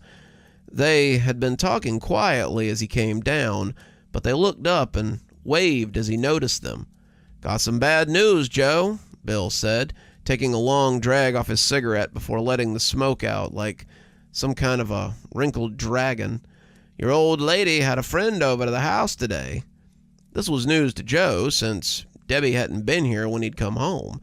He'd found the breakfast dishes in the sink, the clothes still on the line, and his wife gone off somewhere. Joe told himself that she was getting things for dinner, but who knows? Was she out with friends, or just one friend? He didn't know that either, but he was beginning to suspect it was just the one friend now. "How can you be sure?" Joe asked, not wanting to believe it. "Shoot, Joseph, you could hear him carrying on up there. I'd imagine there's a few loose springs in your bed these days. Then they left again, and then you came home about an hour later." Joe sat down heavily, trying to make sense of all of it. This can't be happening. I refuse to believe this is happening," Joe said, putting his face in his hands as he rested his head on the table. "Afraid it is, hoss," Bill said, taking another long drag off his cigarette. "I'm just glad my Millie never strayed like this. Think we both know what would have to happen if she did, don't we?" he said, he and Frank nodding in unison. Joe opened his fingers as he turned his head. What would have to happen? "Well, let's just say there'd be a fresh plot in the backyard if my old lady tried to step out on me like that." Joe was silent for a few seconds, seeming to weigh Bill's words as he thought about what he was saying. I could never do anything like that." Bill gave him a hard look, no mean feat for someone with eyes that small, before shrugging. "Nah, I guess not. I guess we're just cut from different cloth, hoss." Joe went back upstairs, the basement suddenly not seeming so inviting. The house above was quiet. Jessica hadn't come home, spending the night with a friend, and Debbie was still out. Joe went to the kitchen to see if there was anything to eat, but most of it looked less than appetizing. In the end, he just sat there as night fell outside, his stomach grumbling and his anger rising. Who was Debbie out there with? Had she actually brought them to the house? He wondered briefly if what Bill was telling him was real, if the little people of his train town were real, but the thought wouldn't hold. Of course they were real. They spoke to him, and he had seen them with his own eyes. Joe wasn't imaginative enough to create something like that from whole cloth. Joe liked trains, he liked to build, but he wasn't delusional. The idea that this might be some kind of psychotic break never even occurred to him. In his mind, everything was ordered, and Joe had everything in its proper place. The headlights of Debbie's car slid across him as she pulled into the driveway. He heard her come up the walk, heard her keys slide into the lock, and as she came in, he watched her take her shoes off before coming inside. She was creeping in like a kid out past curfew, and when she saw him lurking in the dark living room, she jumped and screamed, dropping her shoes. "Jesus, Joe," she said, putting her hand to her chest, you scared me to death." Joe didn't say anything, just watched her as she bent down to collect her shoes. "Were you expecting dinner? Sorry, I went out with some of the girls. I figured you could manage for yourself for a night." She was smiling. All smiles was his Debbie. But when he didn't say anything or get up to follow her, she sighed and rolled her eyes. "Are you mad or something? It was just one meal. It's not like you pay me any attention when I'm here anyway. Figured you'd be thrilled to have the house to yourself. Just you and your trains." She stood looking at him for a count of 12, but Joe really couldn't think of anything to say. "Fine, be that way," she said dismissively. "I'm going to bed. Good night." As she went up, Joe began to feel a little guilty about thinking she might be stepping out on him. He'd been paranoid. Surely it was nothing. She had a good life here, but it seemed it was getting a little mundane for her. She just wanted to go out more and do some fun things. Joe was a bit of a homebody. Maybe it wasn't the worst thing in the world if he had to cook a meal for himself now and then. As the Starrlight came on, though, Joe saw something that made him rethink. He had been on the verge of rising, meaning to apologize for being weird, when he saw a purple mark on her neck. It wasn't huge, wasn't ghastly, but it was big enough to be noticed by Joe from his seat on the couch. She had made no effort to hide it, may not have even been aware it was there, but as she headed upstairs, Joe headed down to the basement instead. He owed Bill an apology, it seemed. The weekend went by without much trouble. Joe spent most of it home by himself since Jessica went to stay with a friend and Debbie went on a girls' weekend with her friends. Friends, Joe thought, as she kissed his cheek and walked out the door with her suitcase. Right. He believed that, as much as he believed that the hickey she had covered with makeup was a rash. By the time the two of them came back Sunday night, Joe was ready for Monday. He'd practiced a few times, a few of those times ending painfully, and as he slid back in through the basement window, he made no sound. He had eaten his breakfast that morning, kissed his wife goodbye, and left for work, just as he had 100 times before. Then he pulled into the parking lot of the Dunkin' Donuts about 3 blocks away and called his boss to tell him he wasn't feeling well and that he'd be taking the day off. His boss had understood, had told him he hoped he felt better, and Joe had slid his slacks off to reveal jogging pants underneath.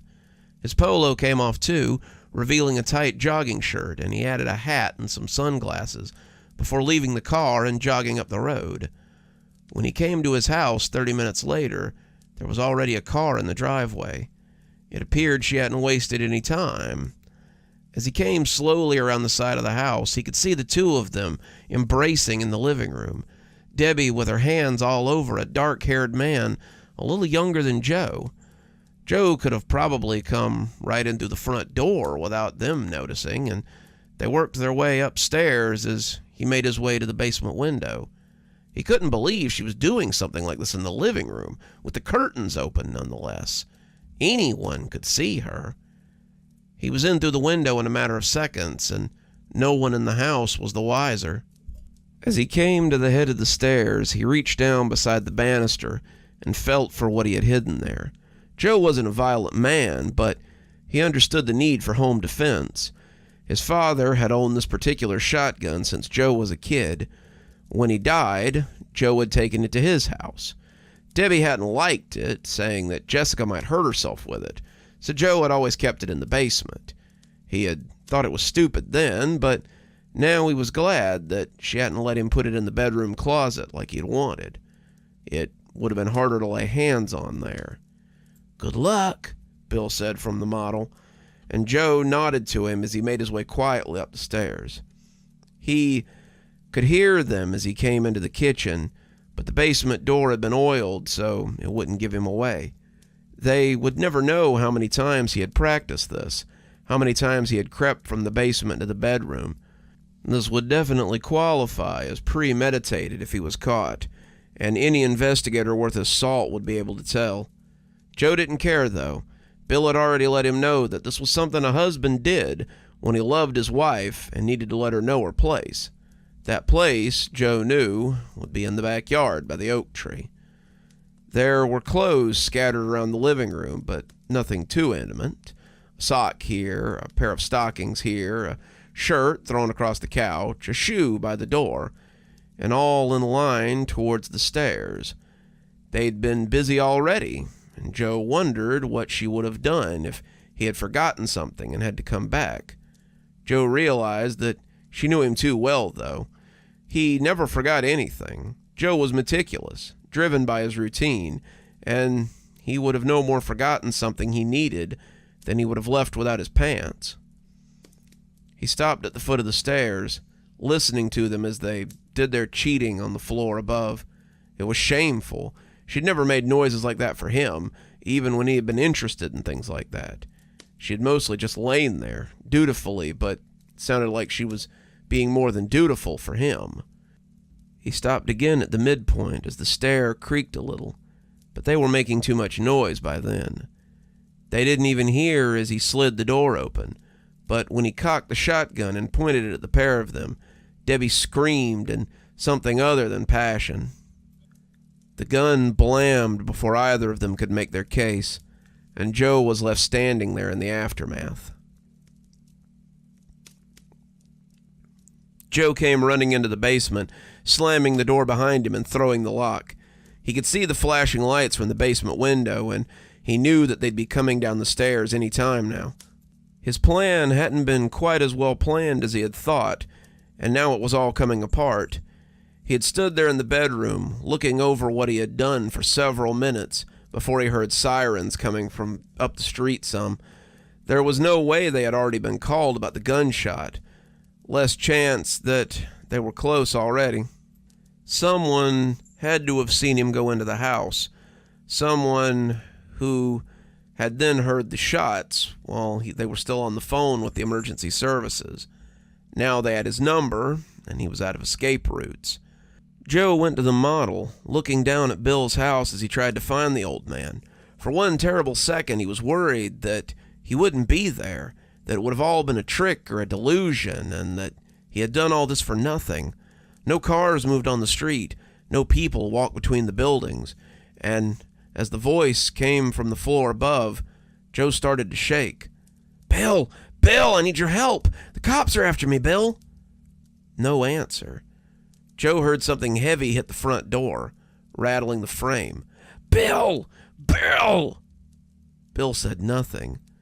The loud bang came again. "Bill!" Joe yelled, hearing something break upstairs as whatever they were hitting the door with broke the frame. "What's all the ruckus, hoss?" Joe looked down, seeing Bill as he stuck his head out of the window of the second story. His hair was standing in corkscrews, and he was rubbing his eyes sleepily. Bill looked as if Joe had awoken him from some deep sleep, and Joe wondered how anyone could sleep through something like that. Joe's heart was hammering like the cops on his door, and his blood pressure felt ready to send his heart out of his chest.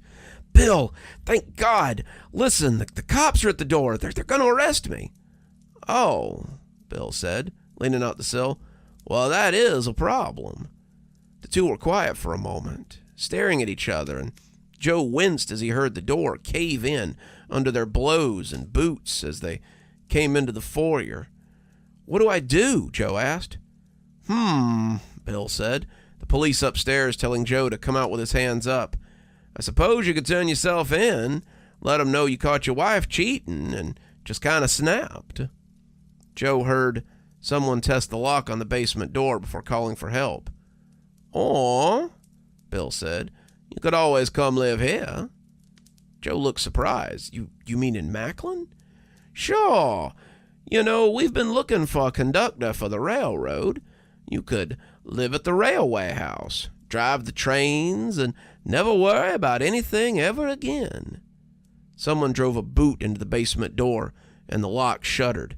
"How?" Joe asked. Bill extended a hand. "Come with me, Joe. Come away from all that and live with decent folks." Bill's whole hand wouldn't fit on the end of Joe's finger, but as he reached carefully towards him, the tingle that ran through him was worse than the most painful Charlie horse he had ever had. When he opened his eyes, however, he was face to face with the smiling old man. "Joe," Bill said, casting a hand out to the city, "welcome to Macklin." Jessica opened the basement door and looked down into the darkness. It had been 5 years since her mother's death and her father's disappearance, and Jessica hadn't been back since the day her grandparents had driven away from her childhood home. She was 22 now, about to leave for college, and was hoping to maybe get a little help with tuition after she sold the house. Everything else that her parents had owned had been sold and the money placed in trust for her, but she wasn't allowed to touch it until she was 25. Great. Thanks, Mom and Dad. That was really going to help her pay for college. Selling the house would more than get her what she needed, but Jessica hated coming back here. The house had remained untouched for the last 5 years. The locals thought it was haunted. Most of them also thought her dad was secretly living in it, and he had taken refuge in the walls after killing her mom. But if he had, then no one had ever found him. Everyone believed he had killed her mother, shot her and her lover in the bed that they had shared, and then made a clean escape. Jessica had mixed feelings about the situation, feelings that made grieving difficult when the wound was fresh. On the one hand, her mom had been cheating on her father, and that was bad. On the other, her father was such a cold and obtuse person that it was a wonder her mother hadn't cheated on him before that.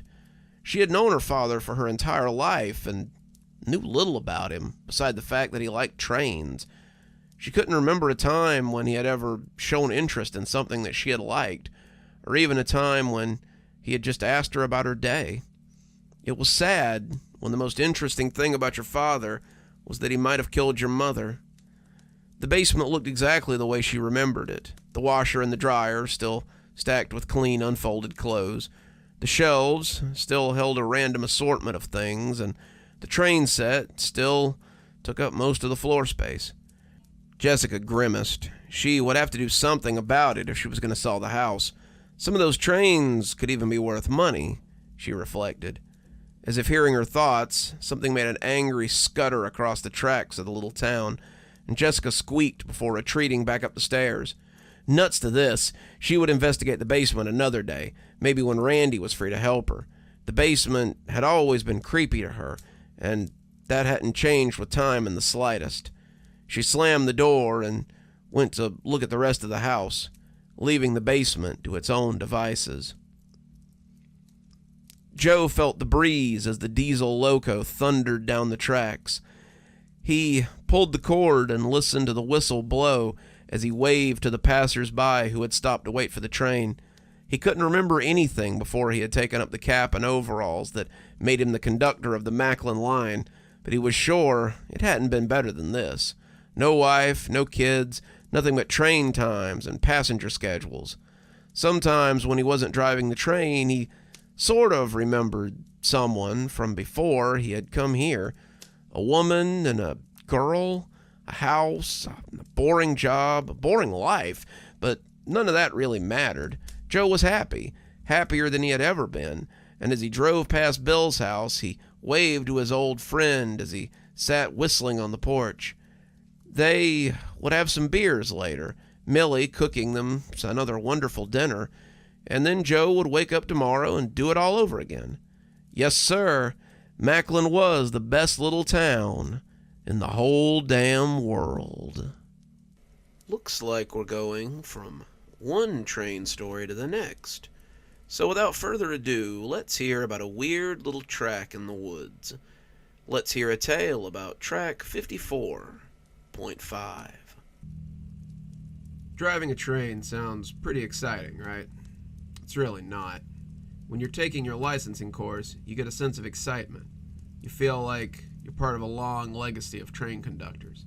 You imagine yourself dodging train robbers or having to solve a murder mystery, meeting guests for drinks in the dining car, or riding the trails to California or Texas.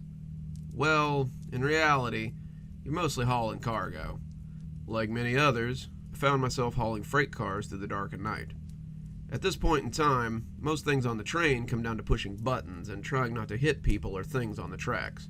Run the horn every time you come within 100 feet of a crossing, make sure the tracks are in good shape, note any damage or signal malfunctions in your logbook, get to your destination and drop off your cargo. Rinse, repeat. I do the 6P to 6A run. Most of my route is done completely in the dark.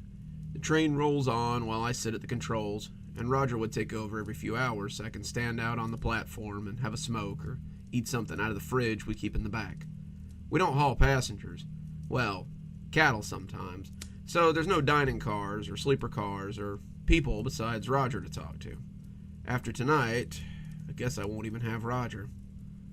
I'm pretty new at this, Roger having only worked here a few months longer than I had, and neither of us had any idea about track 54. All the tracks have mile markers, and between track mile 53 and 55 is, well, you guessed it, track 54. It runs through a deep stretch of woods, and the track is the only thing that's not trees or dirt for about 20 miles. It's a lonely stretch, and it gets a little creepy out there sometimes.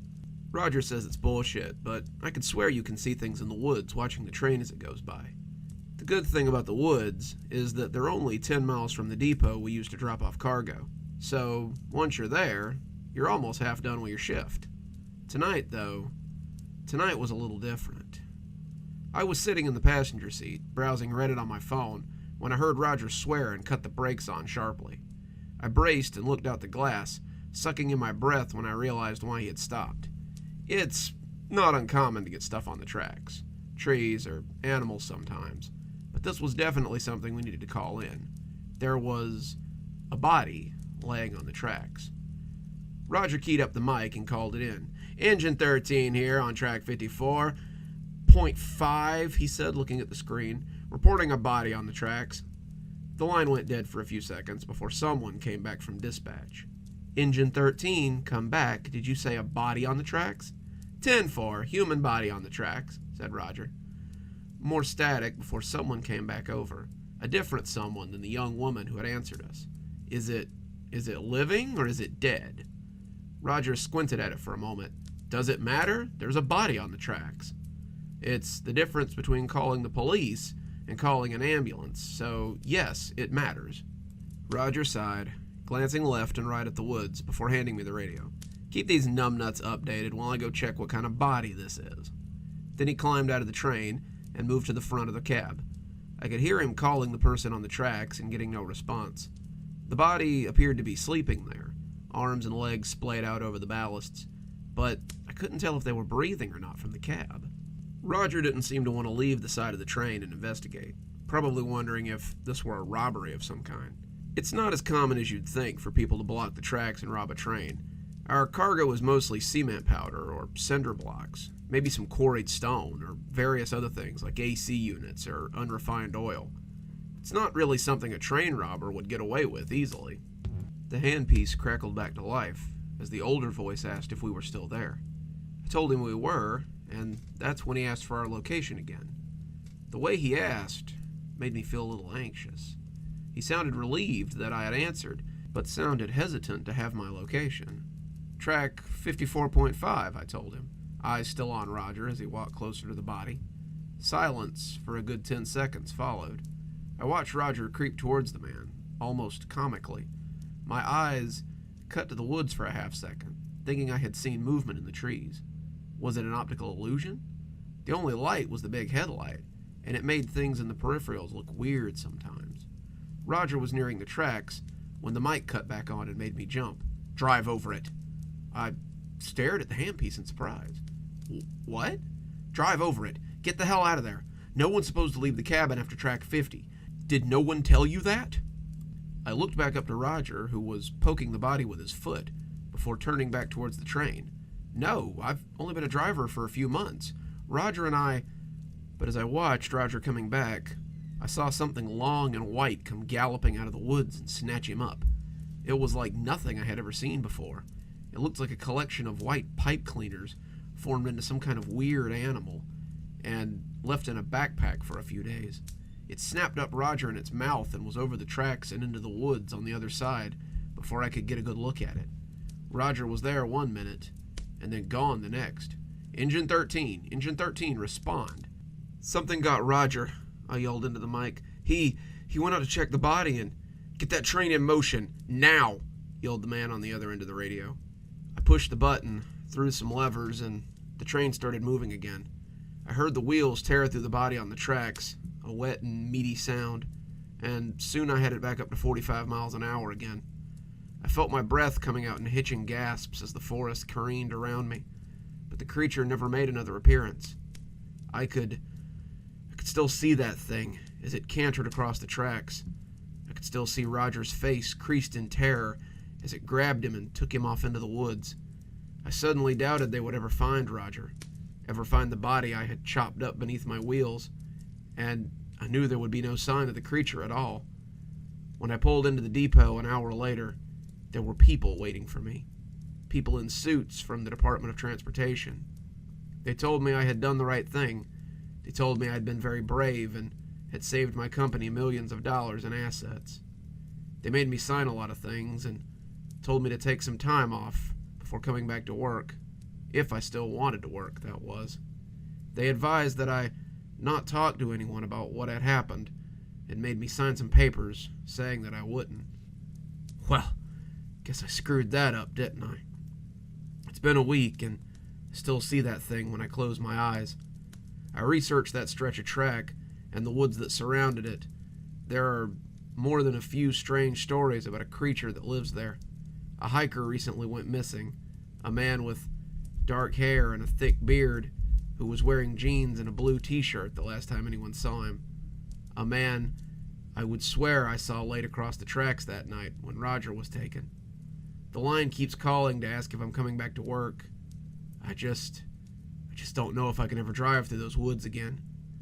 After someone sees this, I may not have to worry about that anymore.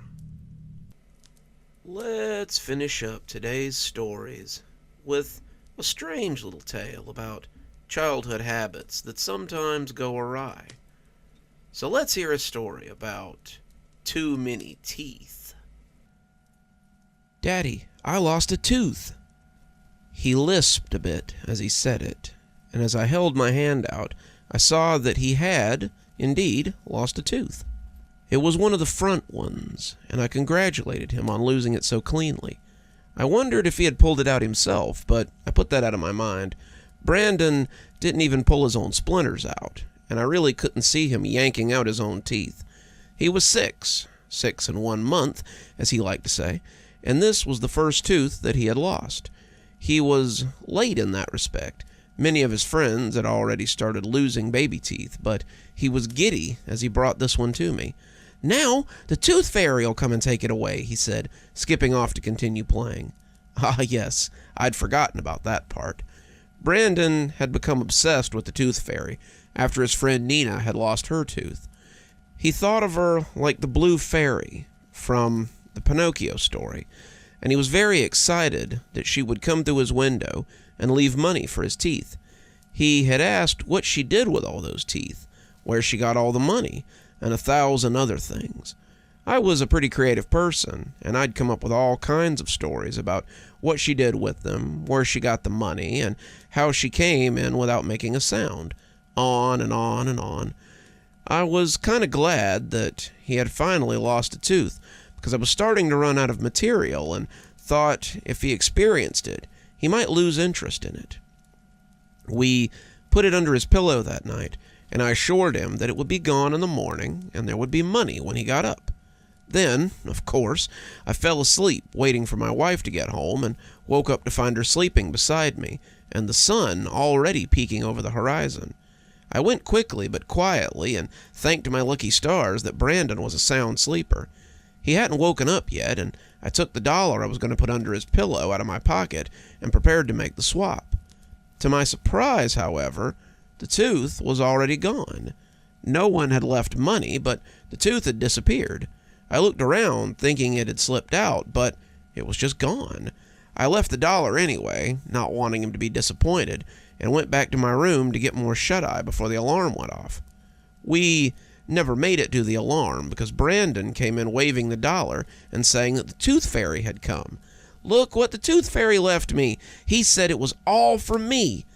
I told him that was awesome, but internally I raised an eyebrow. He? The Tooth Fairy had always been a woman anytime he'd talked about her before. Maybe, I thought, Brandon had just had a dream or something that night. He put the money in his piggy bank, and I figured we could maybe put the thing behind us. 2 days later, as I put him to bed, I put my hand beneath his pillow and felt something strange. I took my hand out and found another tooth. "What's this?" I asked.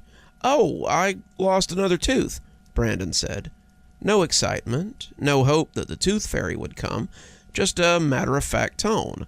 I guess that was what I wanted. His obsession with the Tooth Fairy had ended when he finally lost a tooth. He'd gone from being absolutely excited to absolutely unfazed, and that stopped me for a moment. "Why didn't you tell me you had another loose tooth, buddy?" I don't know. It just kind of happened.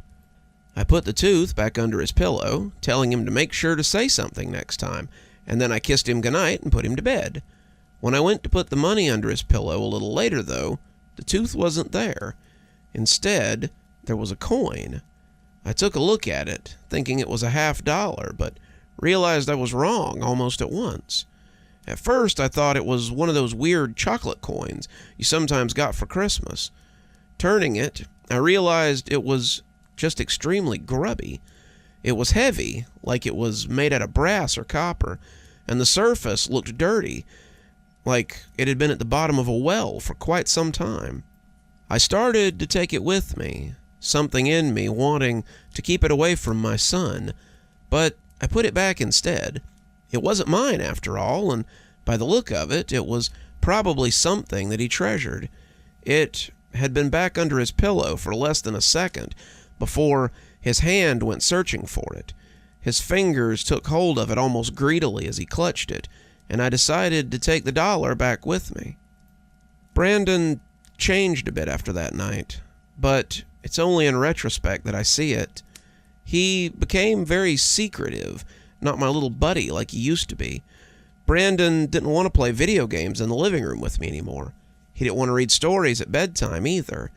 He spent a lot of time in his room and seemed to be closing off. His mother laughed at me when I told her that my feelings were a little bit hurt by it. "He's just being a kid. Kids go through phases sometimes. Don't take it so personally. A couple of months from now, he'll probably be back to his usual self again." I hoped he would, but it was hard to ignore the physical changes that were going on in him as well. Not only was Brandon quieter, but it seemed like he had grown. He hadn't gained a foot in a single week, but sometimes it seemed like his fingers were abnormally long. His arms strangely jointed, and his face was oddly stretched. He would look at me sometimes, look at me like he was thinking about doing something that he knew would make me angry. I didn't like it, but he never did it right out in the open. Like I said, Brandon never came to sit with me or play video games, but I would sometimes catch him peeking at me from the hallway or from under the table in the kitchen. It was creepy, but I figured it was just little kid behavior. A month after Brandon lost his first tooth, I found another one in his backpack. Well, no, not just one. I found 5 hidden in the front pocket of his backpack after he left it on the kitchen table when he went to go to the bathroom. He had become pretty protective of that backpack, putting it in his room or keeping it close by at all times, and I started getting suspicious of what might be in there. I didn't think it was drugs or anything. He was 6, but I thought it might be something weird or dangerous. What if he had a snake or something in there? So when he suddenly ran off to go to the bathroom, I knew this was my chance to have a look. I needed to sign his folder for school anyway, so I took out the folder and looked over the day's report before taking a peek in the pockets. The teeth were just sitting there, bumping together when I poked at them, but they didn't really look like human teeth. They looked more like animal teeth, and they were too strange to have come out of my son's mouth. They might have been from a cat or a dog, I suppose. Maybe a, "What are you doing?" I zipped the backpack and turned around, looking like I'd been caught doing something I shouldn't. "Nothing, just signing your folder." Brandon looked at me with a great deal of mistrust, taking the backpack and going to his room without putting his back to me. I told his mother about the teeth when she came back from work, but she brushed it off again, saying that little kids often collected strange things. "My brothers collected animal skeletons they found in the woods," she said dismissively, as we got ready for bed. "Thank goodness it's just teeth and not a whole skull." I let it go, but it was hard not to see what was going on. Brandon started looking like he wasn't sleeping well. He had huge bags under his eyes, and he was fidgety anytime he was made to sit still, like at dinner or for homework. He would get short and agitated, muttering to himself in a way I couldn't understand. I listened carefully once when he was doing math homework, and it sounded like he was talking in a different language. He looked up when he saw me noticing, squinting at me with that look of distrust, and it broke my heart to see him like that. Brandon had always been my little buddy, and this sudden change in him was painful to watch. 2 weeks later, I got a call from the school. They needed to speak with me about something important. Brandon, it seemed, had been in a fight where he had knocked more than a few of the kids' teeth out. I came down right away, afraid that Brandon had been hurt, but when I saw him sitting in the principal's office, he looked none the worse for wear. He had a bruise on his cheek, and his hands looked like he had beat them against a wall, but he didn't seem injured or in distress at all. Quite the contrary, Brandon looked happier than I had ever seen him. I took a seat next to him in the office, waiting to see what they thought was so important. "We called you in, not because Brandon has been fighting, but because of other rumors going around his class." "Rumors?" I asked. "Yes, sir. The student he fought with said Brandon had been making strange deals with other students." I shook my head, not quite understanding. "What kinds of deals?" "They say he's been buying people's teeth." I shuddered, thinking about the teeth in the bag I'd saw not too long ago. I looked down at Brandon, questioning him with my eyes as to whether it was true. He looked back at me without hesitation, pretty much letting me know that it was. He's been trading his lunch for them. He's been trading other things for them too, toys and small things. He's allegedly traded over 20 students for their teeth across 3 grades. Today, the student in question had taken the trade but refused to give him any teeth. Your son responded by beating the teeth out of his mouth. I looked down at Brandon, asking what he was thinking. He didn't bother to answer, just clenched his fists in his lap and looked at the floor. I think that was when it really hit me how much he had changed. The bags under his eyes were dark and deep, and his fingers were long enough that I couldn't see how anyone didn't notice. Each finger seemed twice as long as it should be, and as he clenched, I could see a fourth knuckle on each of them. "The reason we called you in, sir, is, well, to get those teeth back." I turned and looked at the principal. "What do you mean?" He looked a little green as he wiped his forehead with a napkin. We believe your son has the missing teeth, but he won't tell us where they are, and he won't give them back to us. We can't seem to find them, and the mother is hopeful that the dentist can put them back in if they're not too badly damaged. If anything else, they want them back so they can take them to the dentist and make sure they're baby teeth and not permanent. Brandon hasn't said a word about where he put them, and we are deeply troubled by this behavior." I looked at Brandon and asked him where the teeth were. He shook his head, not saying a word. I asked him again, and when he shook his head this time, I heard something nearly indistinguishable, but altogether unsettling. Something was rattling in his mouth. "We can sit here until you decide to give us the teeth, but you're not leaving until we get them back. I don't know what's gotten into you," I said, but the idea that we wouldn't be leaving seemed to decide him. He bent slowly over the principal's desk, making eye contact with the older man the whole time as he opened his mouth. 3 teeth fell out as he pushed his tongue out, and none of them appeared to be his. The teeth clattered on the desk like old dice, and more than one of them had a root hanging from them. As he sat back up, I had the sneaking suspicion that he was holding out. The principal, however, seemed more than okay with what he had gotten back. He told us to go, saying that Brandon was suspended for 2 weeks, and I collected up my son as we headed for the door. The principal managed not to vomit before we got out of his office, but it was a near thing. We talked the entire way home. Well, I talked. Brandon just sat there and said nothing. I told him I didn't know what this was about, but that he needed to stop. This wasn't him. This wasn't like him, and he needed to tell me what was going on so I could help. I was his dad. I wanted to help him, but I couldn't help him if he didn't talk to me. The whole time, he just sat there and stared at me. Most kids who are being chastised look out the window or look at their feet, but he stared directly at me in brazen defiance. His fingers kept flexing, and I saw him put a hand to his pocket more than once. I wanted to tell him to turn them out, to give me the tooth from that kid that he had kept, but something in me didn't quite dare. I was loath to admit it, but I was a little bit afraid of my son in that moment. He looked nothing like the boy that I had known for almost 7 years. My grandma used to tell me stories about babies taken by fairies and the changelings they left behind. This reminded me of those stories. The kid in front of me was so fundamentally different from the one I knew that it was almost like talking to a different person.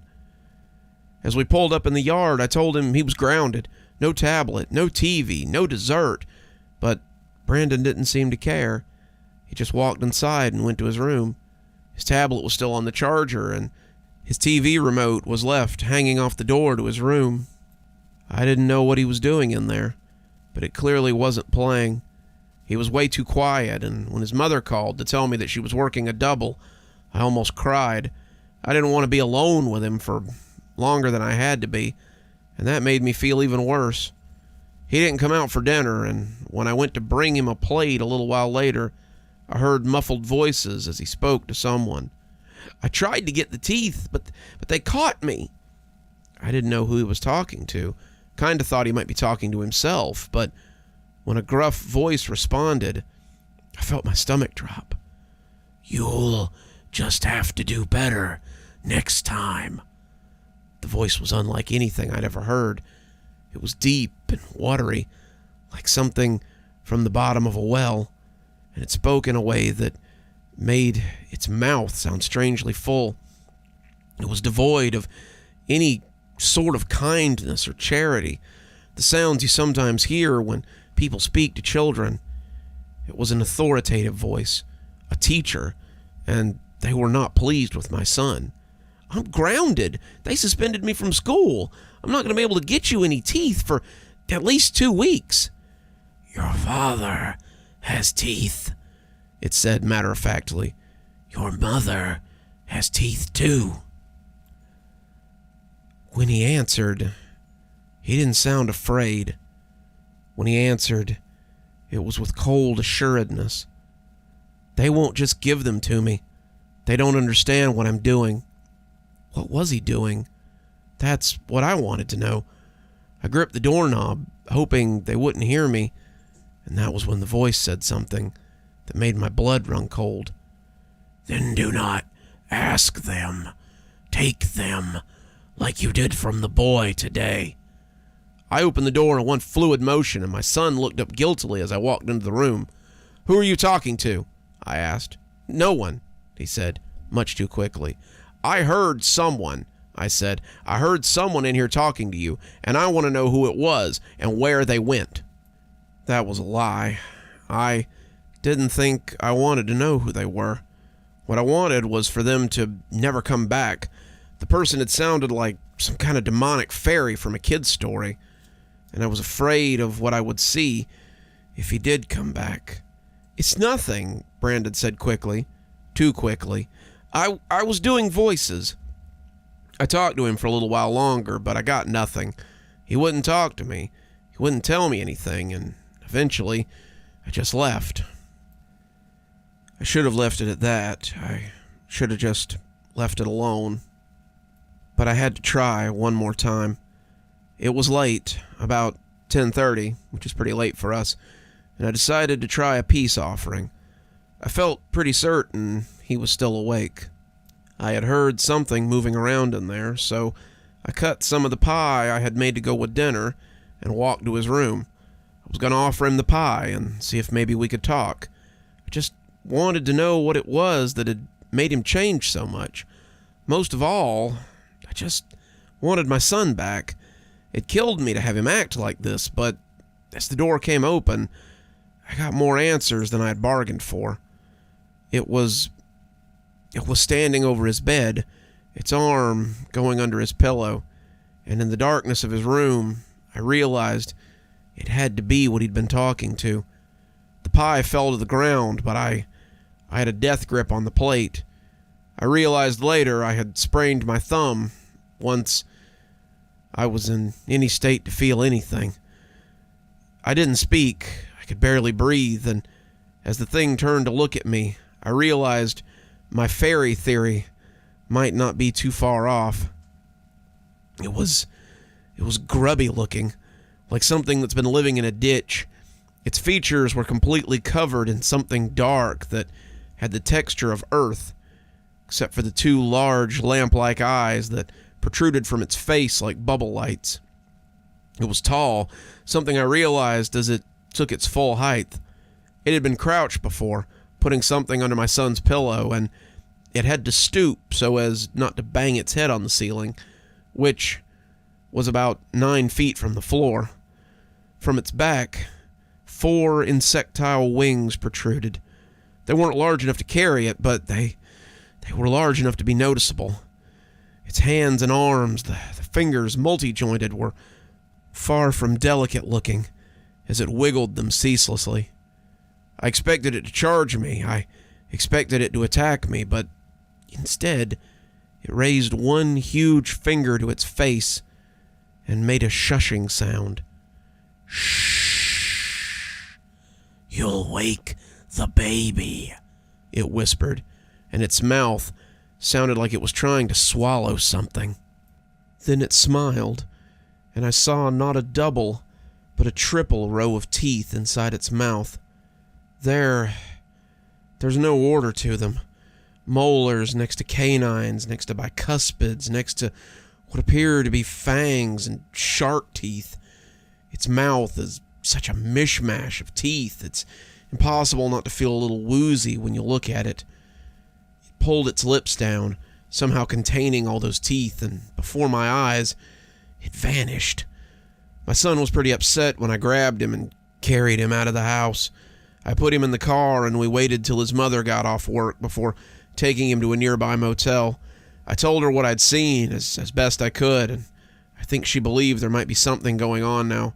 My son is furious, saying that he needs to get back home so he can do his job, but he won't say what that is. Honestly, I think he's been collecting teeth for whatever that thing was. When I went back inside to get some clothes and check the house, I looked under his pillow and found another one of those strange coins. There's a box under his bed, too, and inside it's equal parts teeth and coins. There are around 20 of them, and they're sitting next to teeth of every shape and every size. Most of them are animal teeth, but some of them are definitely human teeth. I've taken the entire box with me, but the phone call I got from my wife before I left the house was what really worried me. She called to tell me that our son had locked himself in the bathroom, and she was afraid he was hurting himself. There's a weird squelching noise, followed by him yelling and crying. He'd locked himself in the bathroom, but I went to the manager to unlock it for us. What we found in there will stick with me for a long time. We're at the hospital now. My wife is in the ER room with him while I sit in the waiting room and wait for updates. Protocol states only one parent can go in at a time, and my son doesn't want me to go in there. He can't speak very well, but he made that very clear to my wife. I gave him space, not wanting to exacerbate his condition any more than I have to. I've got the box on my lap as I sit out here, and I'm not really sure what to do with it. Inside are the 8 teeth that he managed to pull out of his own head before we got him restrained. Whatever this creature is, it must get its due, and my son is apparently intent on giving it that due. We'll probably end up having to take him to a mental facility, but I know he isn't crazy. I saw that thing too, and I know it'll find him no matter where we take him. So be careful when you tell your kids about the tooth fairy. What comes to collect their teeth might be something far worse than even you can imagine.